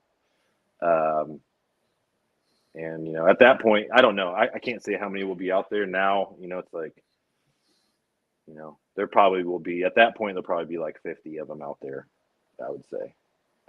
So not Yeah. too Wow. many of Okay. them. Cool. Yeah. Nice. Yeah. It creates some collectability, if there's such a word. Yeah. Right? Yeah. I mean, that's, you know, I was selling these amps for $28.99 this year plus shipping. And I do, you know, it's like when they go on the used market, they do sell Yeah. for more than that. Yeah. And Which is it's, awesome. you know, it's, I feel it makes me happy for the guys that it's like, yeah, thanks for trusting me. Like, it's still an investment, you know, it's like you didn't lose anything on this. And, you know, it's a good feeling to have that, you know. It's just like buying a piece of quality art. The price goes up, man. Yeah. Yeah. There's a little bit of art in there. You know? Yeah, for sure, man. Yeah. Definitely. Yeah, and I think one of the things that it's interesting. So Shea and I chatted quite a lot about, you know, about how businesses like ours scale. You know, and you kind of, if you're a solo kind of boutique builder, and there's a lot around, right? You know, you hunt around, right? You can see there's plenty of guys out there that are doing this, and you know, there's a few different pathways that you can go down, and there's probably no right or wrong answer, but it's something that I think we both think about, well, what do you do next, you know? And you can obviously stay like this, and you can stay as a solo builder, and lots of people have, and built successful companies that, you know, have kept them, you know, gainfully employed for their whole careers. Others will start taking employees on, right, and build their own little factory, and that obviously comes with a whole lot of its own drama. Yeah, right? that would, you know, yeah, you're dealing with people, and that's Yeah. people are complex things. Yeah, Right. absolutely. And then there's the, you know, in the US market anyway, right? There's organizations like Boutique Amps that have been set up to do, you know, production for, you know, for companies that have transitioned into that kind of volume, right? So there's all these different models out there, and, you know, I think it's just, you just take a step at a time, right? And if something do it feels organic. Yeah, Yeah, I think do it you should do it organically. organically. It's like you can't just come out of the gate and go, okay, here's 2,000 amps for sale. Yeah, I think that's, you know, 100%, man. yeah. 100%. So when you talk about, you know, doing something different for 23, would that be? I wouldn't imagine it would be a significant change in direction, but it may be a different style of amp, some different features, this kind of thing. Not sure yet. I don't know. I don't want to let Cool. out any details. I got some ideas. Yeah, I mean, awesome. I certainly have some ideas. Yeah, good. And I can tell you this, you know, honestly, modding those origins, I did a couple, like the first year. So last year, I did, those are great because I just kind of did those when we were waiting for parts to show up. So those are really awesome to have available. Yeah. And I just told people, I was like, yeah, I'll do these, but, you know, I just kind of want to do whatever I want to do to them. If you're cool with that, then, you know, I'll send them to me. And I did. I mean, the ones I did last year, they were all different. I did like probably variations on everything, just for fun, you know? Yeah. And then I think early this year, I made one for Jason Frankhauser. Yeah, I saw the clip. Yeah. Yeah. And I did it differently, and it was really like, I was like, okay, like this is really the one, like this, it was my favorite one that I had ever done. So this year I've only done that version, which, right. you know, the gain pot's down the way. Like it's a bunch of stuff that I don't normally do in my amps. So, you know, there's some stuff that's changed there. And, but yeah, so, you know, there's some different options that I'm playing around with, and, you know, we'll see where they go. I think it's one of the benefits of taking mod work in, you know, so it does take Absolutely. up time. Yeah, it takes up time, right? And if you're trying to work on, you know, getting production amps out and all the rest of it, then anytime you're not doing that, you know, delays that. But man, all the best ideas have come for me from working on modding something, trying to figure out, changing something or working within the boundaries of something to try and come up with something that, and so especially that origin, there's so many parts that are different in that origin amp that are, it's like you got to work around stuff that's completely different than a standard amp, standard Marshall that we work with. So and absolutely. and I'm sure we've all had the same experience, or anyone who's done a bunch of this stuff, is that you another amp comes in for you to mod, and you implement the same mod that you've done before, and it's like, fuck, it doesn't sound good, right? Yeah. What the hell? Man, they're different, right? They're unique. Yeah. I'm convinced every amp is different, right, in some way. They all sound different, even the same model. Yeah, I mean, in my, when I was modding in the beginning, that was definitely like, just pull the hair. Like, why? Like, it's, but at the same time, I was taking in lots of different years of Marshalls and all these variations and stuff, and trying to get them all to sound the same was impossible. Is impossible. You can get them to, you gotta tweak things here and there to get them where you want them to be. Totally. Yeah. Another thing, just to add to what we were talking about earlier, it's like the amount of experience from guys sending in amps, and a lot of them were broken. I mean, the amount of guys that sent me stuff like, "Hey, I want you to mod an amp," and then it shows up, it doesn't even work.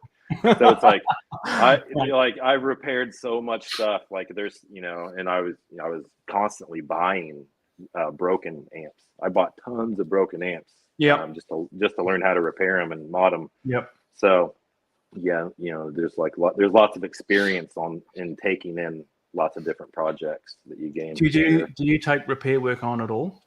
Mm-mm. No. I do only very select. I'll take in vintage Marshalls, of course, because they're special, and the whole restoration of something like that is, I think, is worth investing time in doing it. I just love those old amps, right? But I'll very, very rarely take in anything. I take in so people I know will send me stuff, but I'm pretty picky, right? So I'll do like, someone needs something done to a diesel or a Bogner or whatever, then I'll say if I know them.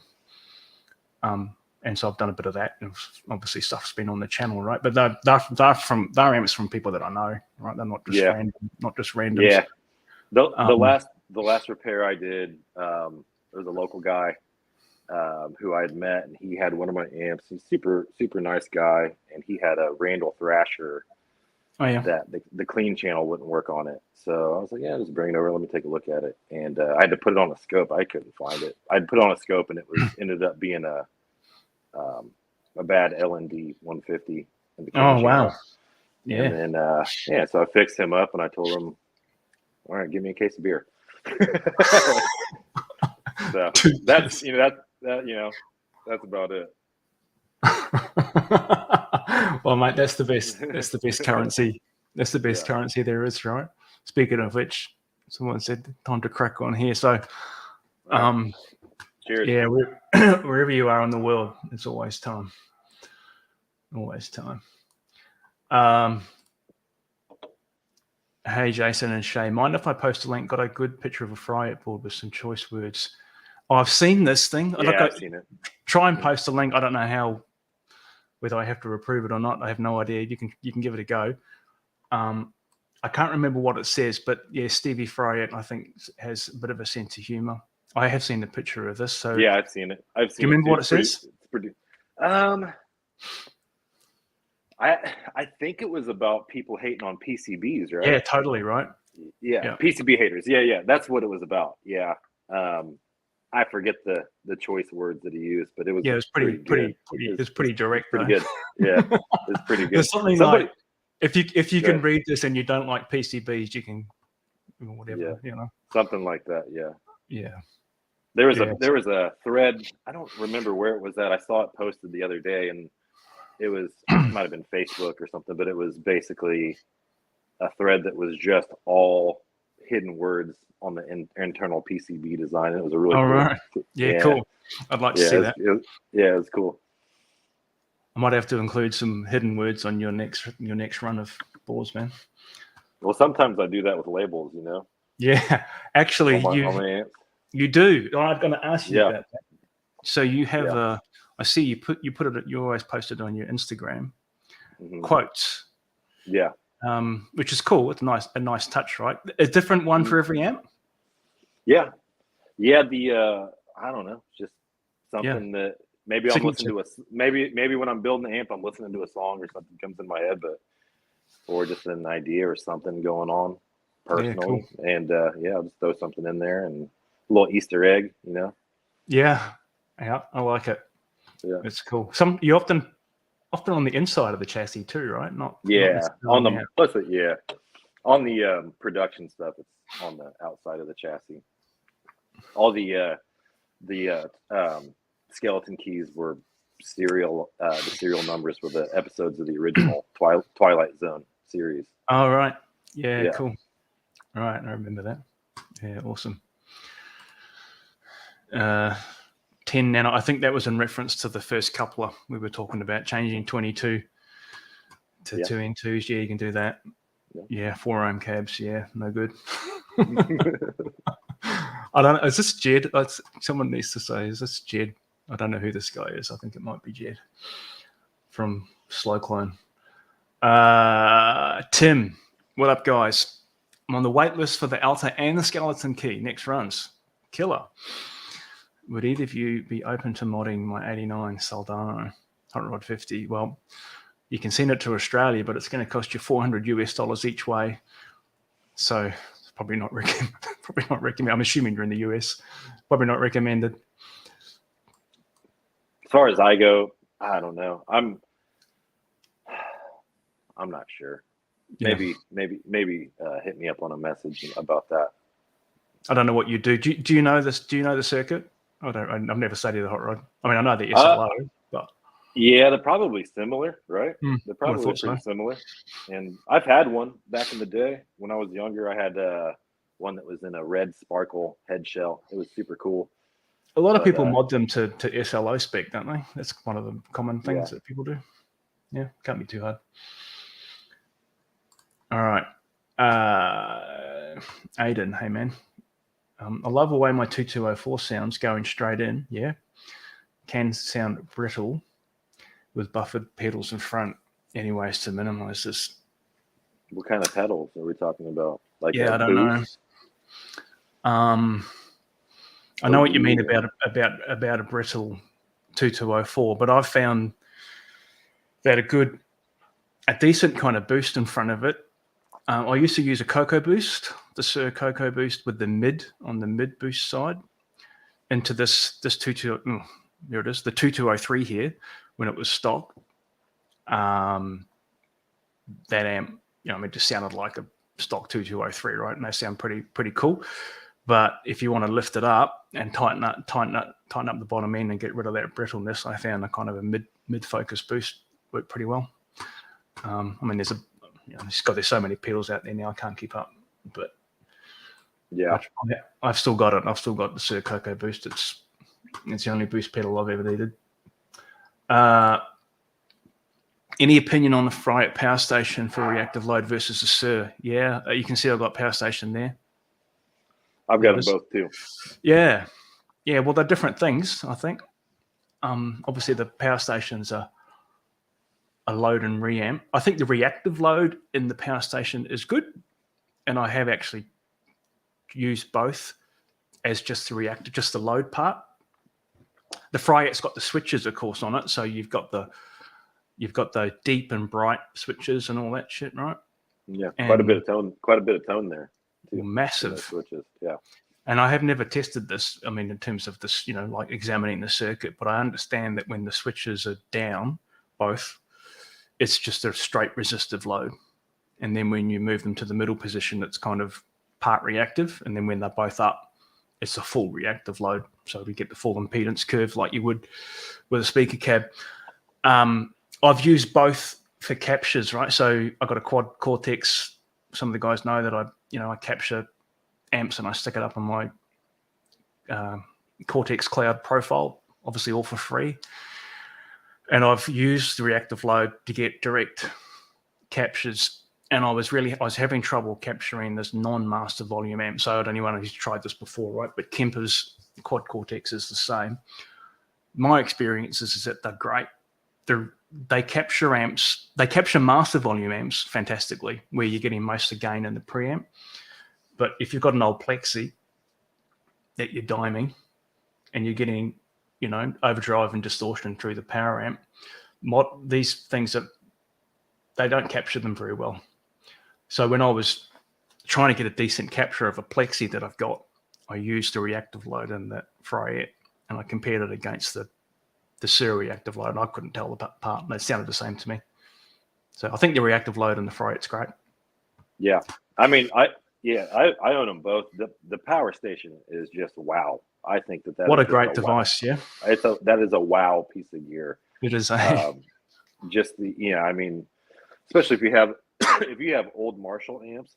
Excuse me. If you have old Marshall amps and you want to use an effects loop, like the effects loop on that thing is perfect. It sounds amazing. Yeah, it's awesome, man. Yeah, mate. Could not agree more. That is a game changer, and it's for me. I mean, you'll be the same, right? It's just as a way of testing amps as well without having to, shake the house down. Yeah, bloody fantastic. Sure. Yeah, I shake my house down either way. I know you do. I don't quite have that luxury, man. Depends who's here, right? Yeah. If I'm don't have company, great, right? Otherwise, I get things thrown at me. There's my dog. Yeah. Right. With all the high gain modern amps, how would each of you differ in how you control the design before it goes into oscillation? Yeah, interesting.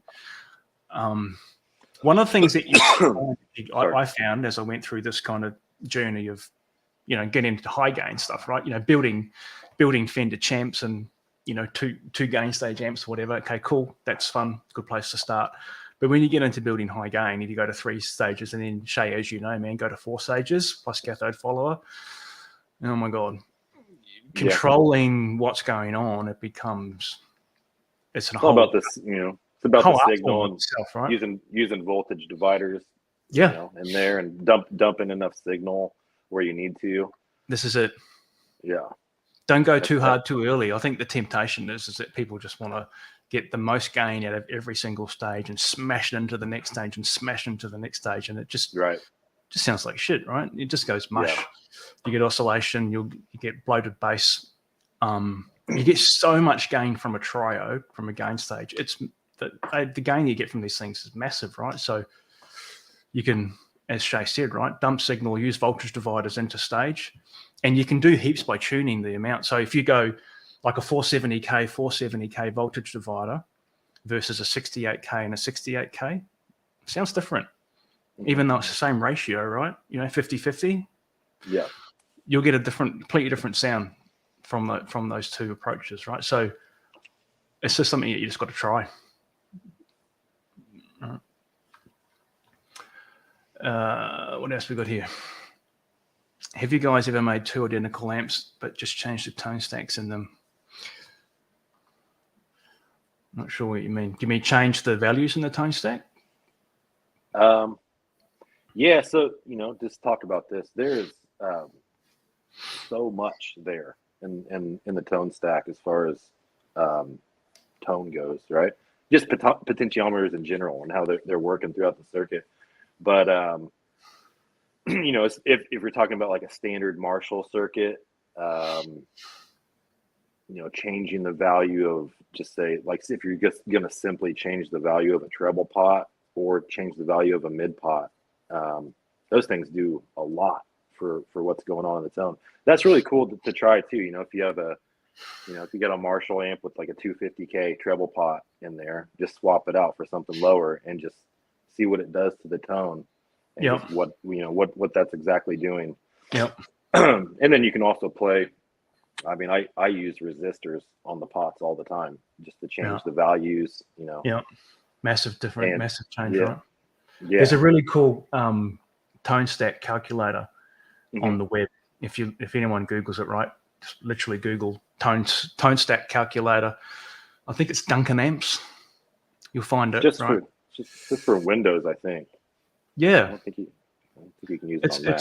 it's awesome, and you can I remember on the site you've got like they got standard configurations. You can choose like Vox, Fender, Marshall, whatever, and then the frequency curve comes up, right? Yeah, and you can change the values and see. I mean, obviously you want to do it by ear, not just by sight, but it's a pretty cool kind of tool to see what what changes will make. Man, the other thing that like will change the response of an amp massively is the use of an audio taper treble pot. This is the Bogner, in my view, it's kind of part of the Bogner sound, right? Yeah. And so normally it's why they call it smooth, because it's like it's darker and then it hits just like one spot on the speaker, and then boom. Yeah. Because as we know, right, everyone dials an amp in with their eyes first, and then and then it pots at midday, right? So an audio taper treble pot at midday is like a normal treble pot turned all the way, maybe down to 1 or something like that, right? 1.5. So that that's why those line of amps can sound a bit. People always say, "Oh, gee, they're really dark," But once you pull that triple pot up, there's so much you can do tuning wise, and I played a lot with that actually at the Tone Stack when I was working on the Alta design. Kind of ended up going back to where I started, but I did go down that rabbit hole for sure. Yeah, there's a lot there. I mean, just a simple style pot, like you were just talking, in same value, just an audio pot, log pot compared to a linear pot. It just changes the whole entire amp like that. 100%. This might be one for you, Shea, the Origin 50, because you've worked much more on those than I have. Have you ever looked at installing a choke? Some guy just did it the other day on the Head First forum, the DIY forum on Facebook. Yeah. All right. And I think you told them how to do it. You're like, I think I put it right. Well, I forget. Maybe I did. I can't remember. Yeah, I think so. Yeah, but he did it. I think he had an issue. Actually, you're for right. A second. Did he? I don't know if he had to cut. Was it a 20 or a 50? I think it was a 50. It's a 50. So. But I think he tested it. Something didn't work, and he had to cut a trace or something, I believe. But if you, Peter, if you're on Facebook, join the Head First DIY Builders Forum, and there's a guy who just posted this, and all the info is right there, how to do it. Yeah. If you can't find it, throw a question in the group and we'll get to it. But yeah, I mean, it's absolutely doable for sure. Yeah. Yeah. And I always think, and depending on what kind of feel you're going for, adding a choke to an amp is normally a worthwhile upgrade, I think. That's, honestly, that is one amp that normally I would always, it doesn't come with a choke. Normally I would always put a choke in the amp, but after I modded that amp, I didn't think it needed it. Honestly. I thought it was just awesome as is. So yeah. Well, I haven't heard one of your 50s in the flesh, but I've certainly heard them online, and they sound mean. Yeah, thanks, man. Yeah. Hey, Brad. If anyone hasn't checked out Brad's channel, you should.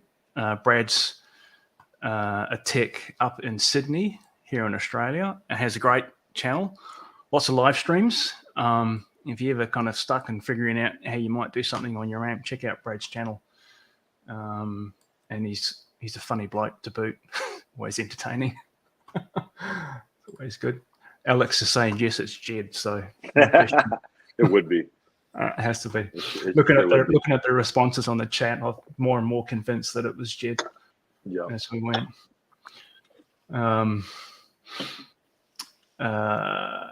Here we go. Richard, thanks for answering that. Makes my decision to go Friday. Yeah, man, you won't regret it. I know that's a PS2. I think, Shea, you got a PS2 as well, yeah? I have a PS2. Yeah. I know there's how many versions of that was there so far? Do you know? There's definitely the one. and there were two revisions of the PS2. This is the first revision. Yeah. I have the first revision of it. Same. Yeah. The only difference I think in the second revision of the PS2 is it's got a variable line out. So one of these things, I mean, this is a toolbox, right? It's just got so many features in it, as Shea said earlier, right? It's got an awesome effects loop, which is great for a non-master volume amp. It's also got a line out, and I actually use it in this setup here whenever I kind of feel like, going all out. I've got two, I can never get this right, this way. In the little rack here, actually below that gold Marshall, I've got two Roland SDE 3000 vintage digital delays, the old rack units, and a Matrix power amp, and I've got two 1x12s in here. There's one of them there, right? So I run a line out of that serial reactive load and feed those delays, and then I can get this, I can, pretend I'm playing a big dry wet rig. So it's just an awesome toolbox, right? Line out's got all kinds of shit, but the second revision's got variable line out, which is a nice feature. That one's fixed line out, so the signal can be a bit hot if you're running a hot amp into it. And then you've got obviously the PS100, which has got switchable channels, which I think if you're using it live would probably be quite useful. Aidan, thanks for your videos. Yeah, no worries. Absolutely. Yeah, cool. Absolutely. Yeah. Look, it was definitely a focus, when I went about doing this. I remember if you're going to look at the very first video on my channel, it's a bit embarrassing. It's just of a guitar. There's no fucking way I was going to show my face, right? Oh, Like that, like probably how most people start, to be honest. Yeah. And I don't know if I've ever shown mine on my. I know this is the big reveal. Yeah. Right. Yeah. It took me a year to convince you. No. Yeah. And an old friend of mine messaged me, and he goes, "Dude, you can play. You've got to fucking show yourself on this." And I was like, so a little bit of encouragement, and I started doing it. But I figured out early on, I guess, that I thought, what would make the channel different? Like, okay, there's plenty of guys out there that are just playing with amps, playing into amps and getting sounds and all that. So the focus on kind of education and the DIY thing was definitely a deliberate thing, because I thought, it hasn't exactly. Well, I think with the amount of knowledge that you have too, for you to like put stuff out there, even like the really, it's like how to use an oscilloscope, those videos, like there's so many guys want to know these things. And the explanations when you're walking through plexis and you're just, all these things, they're awesome, dude. Yeah. Man, there's nothing like the challenge, and everyone will know this, right? But when you have to explain something to somebody, it makes you learn it. So a lot of those things, I'll have an idea for a video, and I might know 60 or 70% of the topic. Sometimes I know it, right? I can just do the video without any prep. Other times it's like, that'll be a good video, and then I'll have to do some research to make sure that I understand it properly and can explain it clearly. And that's, for me, is massively helpful, right? And it gets me motivated to kind of figure something out, Yeah. Well, you've done a good job of it so far, man. Yeah, thanks, man. That's why, obviously why you've hit 5K, right? Probably. Yeah. Well, well, a lot of the, it's like a lot of the stuff that you're talking about, there's a big community in the Marshall amps in general. So going through those old circuits and the restoration that you did, all that, a lot of people pay a lot of attention to that stuff, right? Yeah, well, I pretty much a Marshall guy, which I think you're pretty much the same. Yeah. Why go anywhere else? This is my first ever super chat. So Mike, I want to say thanks, man. That's very generous of you. Modded Marshall schematics. Cathode resistor on the third gain stage is fully bypassed, but kept at 820. Is there a reason not to switch it out for a different value? Well, you could try, but one of the things about that third gain stage is if you have a close look at it, you'll see that it's always coupled to the cathode follower. So the cathode follower, some people refer to, like think about your three preamp tubes, V1, V2, V3. I hear a lot of people call V3 the cathode follower. Well, it's only one side. of V3. So what you're saying here is actually correct, right? Which is the first triode in V3 is a gain stage in its own right. But it's, if you look at it on the schematic, you'll see that the grid of V3B, so the cathode follower stage, the grid is linked directly to the plate of this gain stage. So they kind of work, they do work together. So if you play around with that cathode resistor, you will change the voltages and therefore the bias of that stage, and it'll change how your cathode follower is operating as well. So they'll kind of go, you won't be able to just play with that gain stage by itself. It'll have flow-on impacts. So I think the reason it's kept at 820, sometimes 1K, it just sounds good. It just sounds good. And it does sound good. Yeah, it's not a place that I would look to mod. I would typically focus on other areas. That stuff, leave it alone. Works great. Nothing extreme, at least. Yeah. Where we at? Favorite speakers? Well, greenbacks for me all the way. Not about you, Shea. V30s, English, the ones that are made in England. Yeah, cool.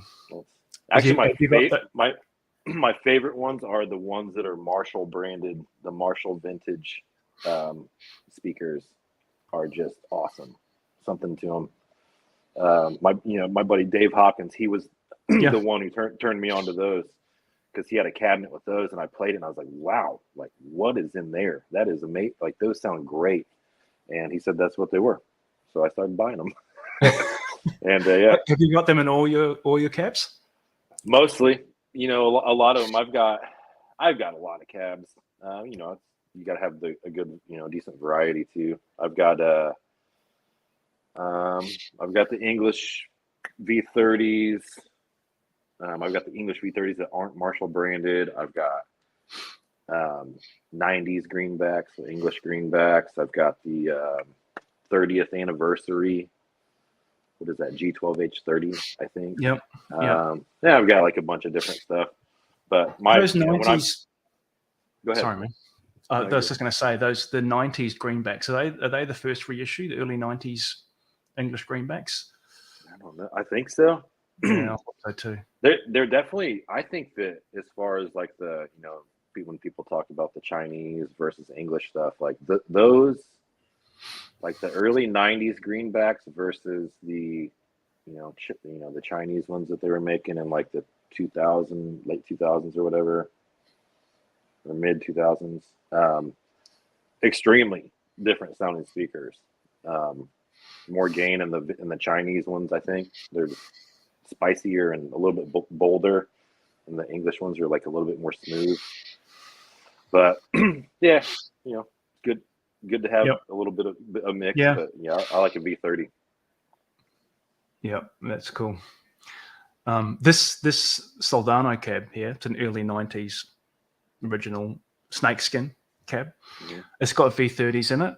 So someone will correct me if I'm wrong here, but my understanding is that the very first cabs that Mike put out were using V30s before he changed to the Eminence speakers.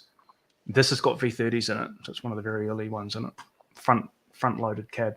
It sounds completely different than right next to it is my old Marshall. It's got greenbacks in it, so it sounds different. But the cab, I reckon the front-loaded cab sounds different as well. Aidan, hey, thanks, man.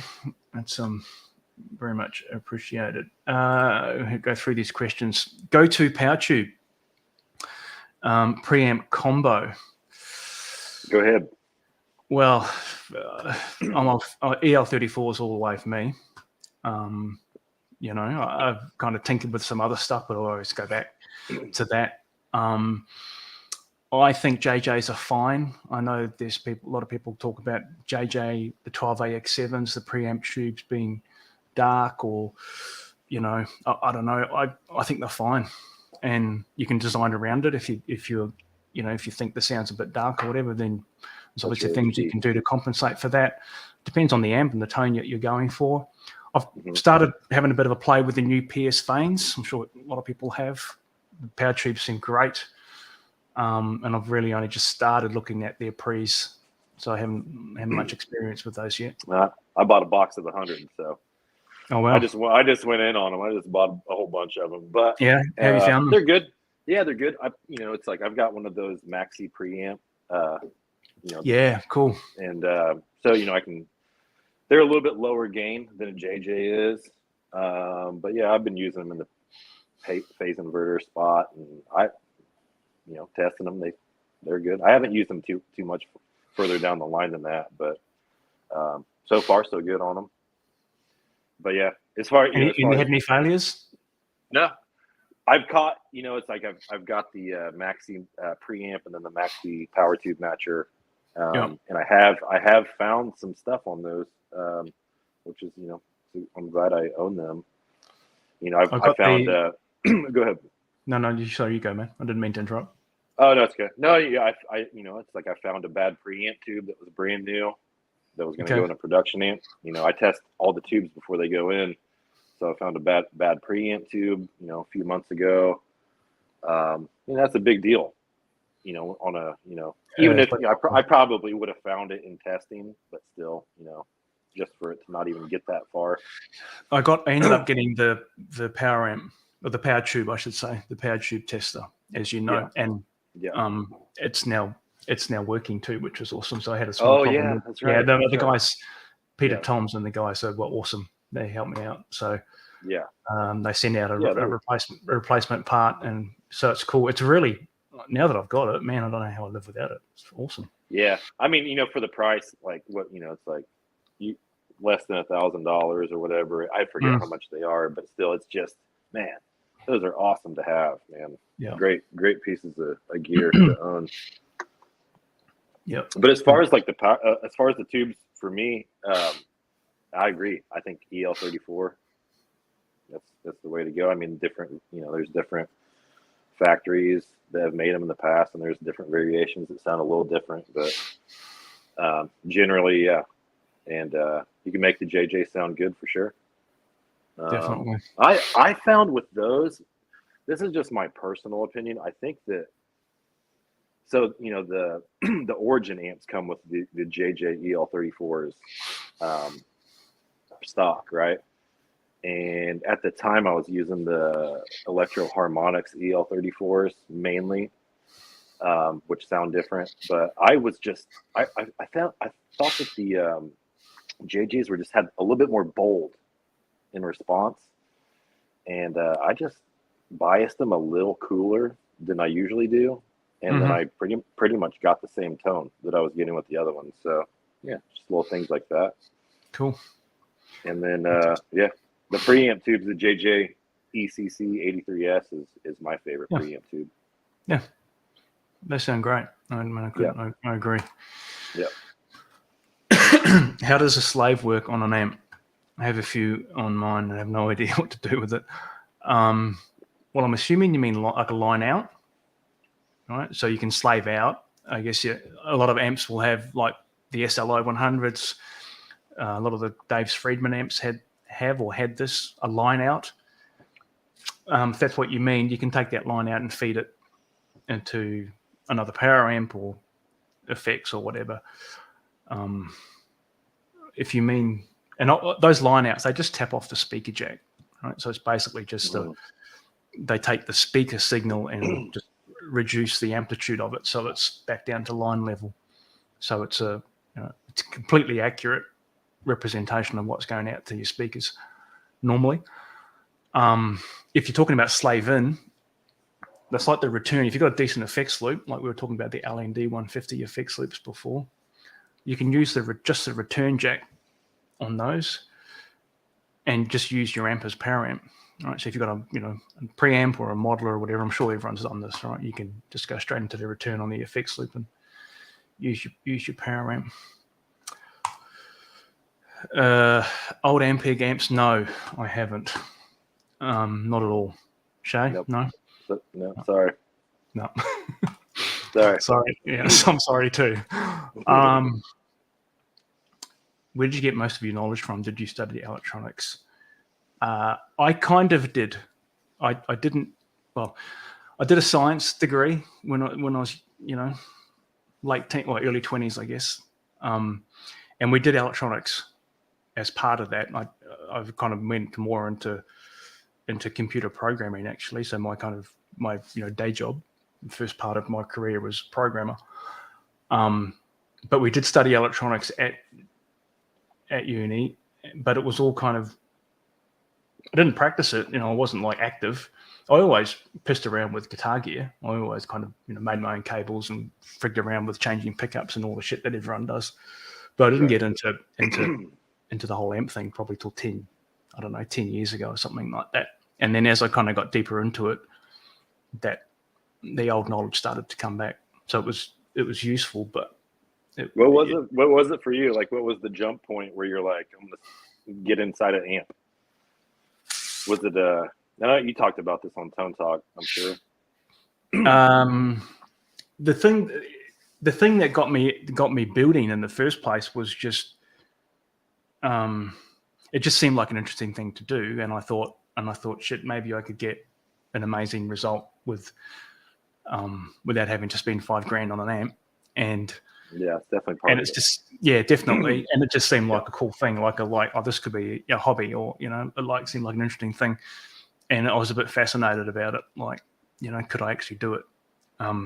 There's a lot of mystery there. It's totally. And I mean, I can't remember. There were definitely moments in the journey. I'm sure everyone got, like anything when you're learning, right? It's like learning to play guitar or whatever. You have these moments where you go, oh, fuck, I can do that now.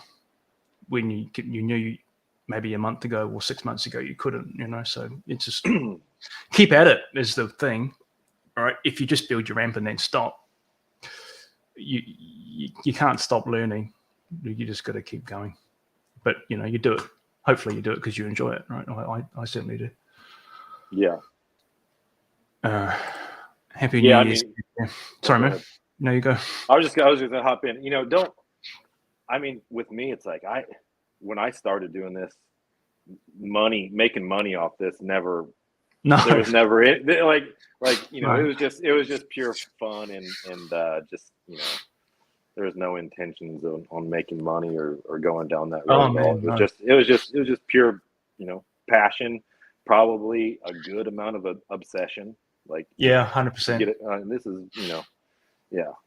Yeah, there's that old and there's another fantastic website actually. So the Aitken site, Aitken Amps. Yeah, he's got a really great Q&A section. If anyone checked that out, right? It's fantastic. Some really good stuff in there. Kind of almost like white papers and all this kind of shit.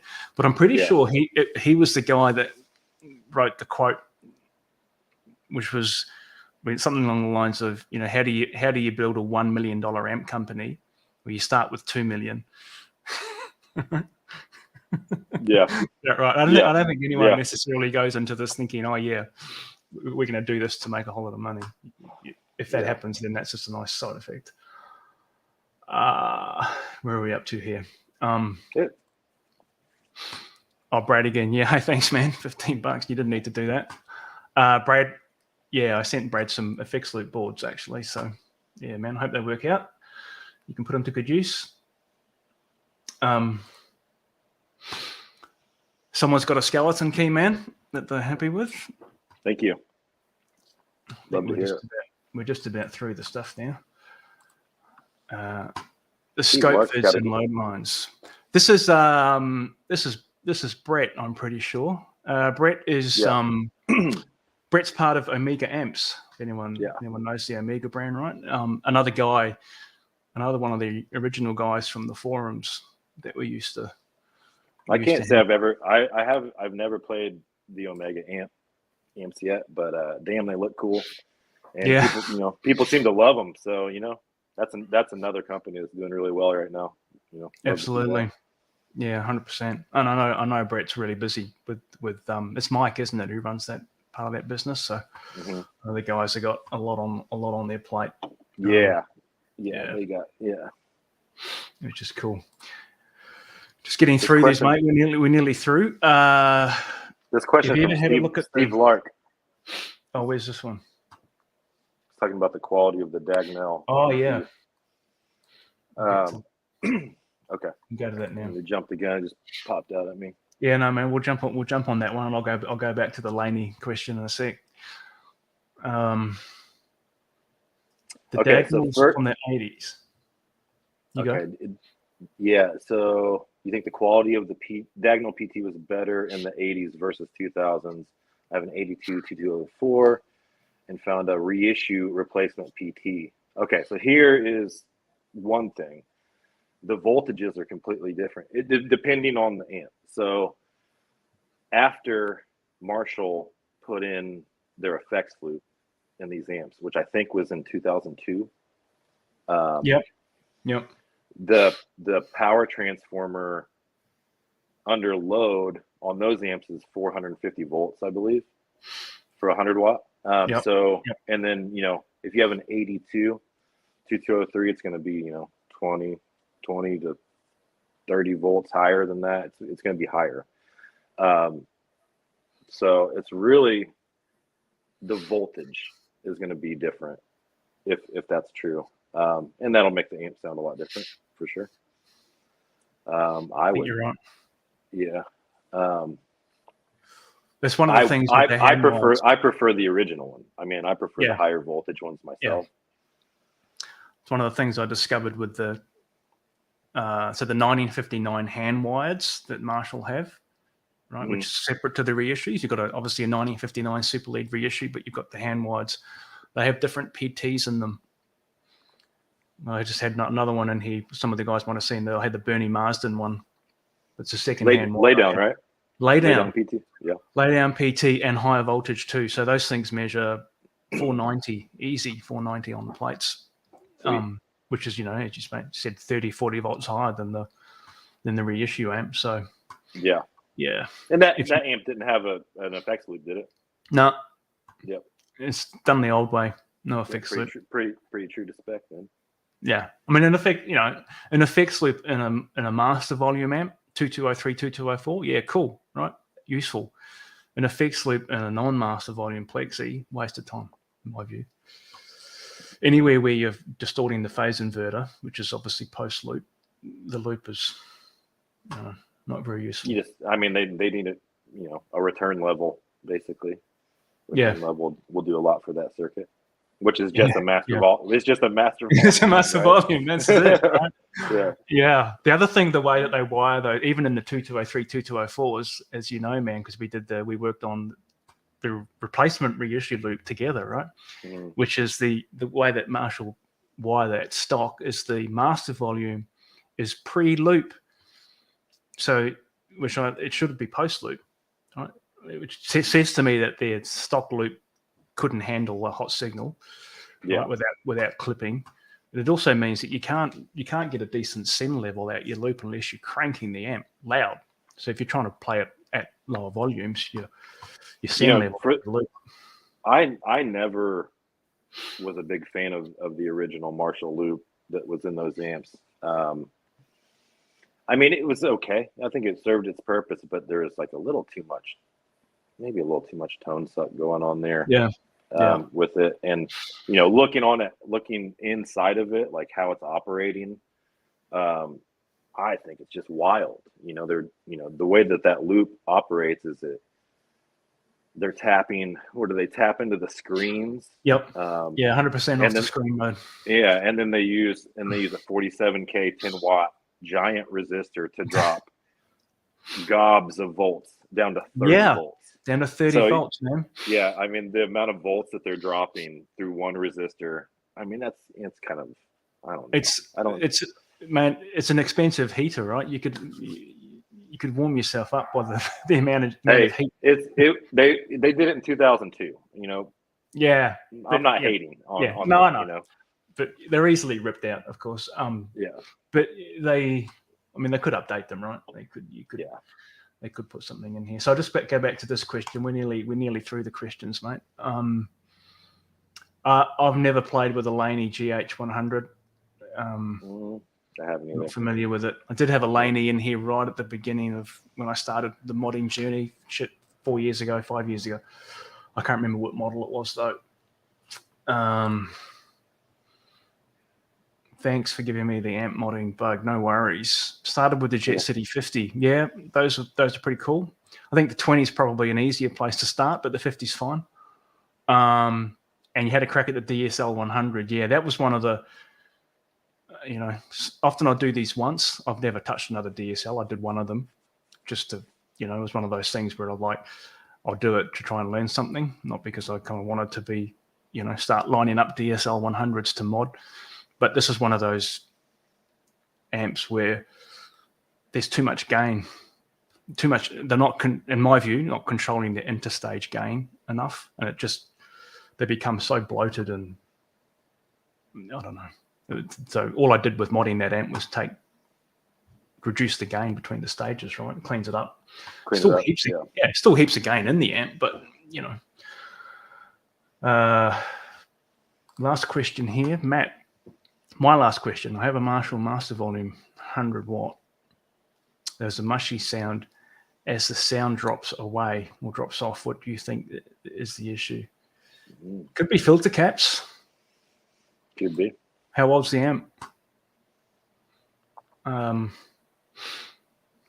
be filter caps, power tubes. Power tubes.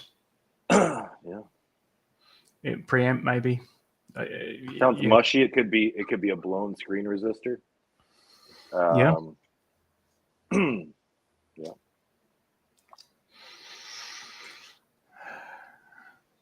The Marshall Super League from 72. Yeah, awesome. Through a Fryette PS100. Okay. Both switches all the way up. Yeah, all the way up. You're fully reactive load. You might find that it's a bit bright, in which case you can take the high end one and maybe switch it to the middle position. But I would just do it from what you think sounds good. And obviously one thing you can do is you can bypass the Fryette. So if you can handle the volume of the 72 just for a moment and try and balance the sounds maybe. But if I was doing that, I would have the deep switch up on maximum and probably the bright either in the middle or up, whatever you think sounds best. I don't know how you have the switches set on your Fryette, man, but that's kind of what I do. I'll tell you what. Also, just talking about those switches, man, you can add some frequencies to amps. One of those. I think it's a bright switch. The one on the top of, man, yeah. it adds a lot. Yeah. Like you can, if you have an amp that needs a little spice, boy, that thing can do it too, man. This is even before you start playing with the depth and presence pots. Yeah, right, which that thing has. Yeah. So, yeah, it's a killer, man. That is a awesome toolbox. Yeah. Matt as a head, I really enjoyed listening to you guys. Yeah, no much knowledge. Awesome, man. Looking forward to my Alto and hopefully Skeleton Key. Awesome, thank you. Yeah, thanks, man. Yeah, hey man, so I know this dude. Rig Talk. Rig Talk guy. Yeah. 10/6. I think that's the avatar or the icon you have. Yeah, I don't know if you were here at the beginning of the stream. We're nearly there, man. And again, thanks for your patience as we just get these. I'm chilling. It's all good. Yeah, they're all. I've had a couple beers. I'm just chilling. They're all built. We just got to do. We just got to. It's been fun. Mount them in their head cabs and do some final testing, right? So we're not far away, man. Yeah, this kicks all kinds of ass. Yeah, cool. All right, yeah. Rig Talk 10/6. There you go. Yeah, sweet. It's also just to add in real quick. Man, Rig Talk was a huge part of my journey. Yeah, awesome. Huge. It started when I was posting stuff, mainly started on YouTube. And then most of the guys that were contacting me from YouTube would always mention Rig Talk. And, it was always getting brought up. So, eventually I moved over there and, started posting over there and hanging out and did a bunch of work for those guys. And they, it was cool. It was cool. It's definitely a cool forum. It's a cool hang. It's one of the only places I kind of go to now, actually. Everything else has kind of drifted away, to be honest. Yeah, I think there was a lot of, as far as that forum goes, there was already a lot of present knowledge of modded amps and stuff, and a lot of the guys that are regulars there have owned a lot of modded amps and have been in that kind of thing for a while. If you're into the high gain stuff and boutique high gain stuff, it's the place to go for sure. 100%, right? Brian, proud owner of one of Shea's modded 1987Xs. Yeah, cool, great platforms. And a 1987X that I did Jason's mod to. All right, I wonder which one. Cool. Got one of each, man. Thanks. Yeah, that's awesome. Thanks. I remember working with him. Yeah. Oh, cool. Thanks, Brian. Yeah, awesome. And final comment from Simon. Hey, thanks, Simon. Hopefully we can find a time or a date to catch up over the next couple of weeks, mate, when you're back in Melbourne.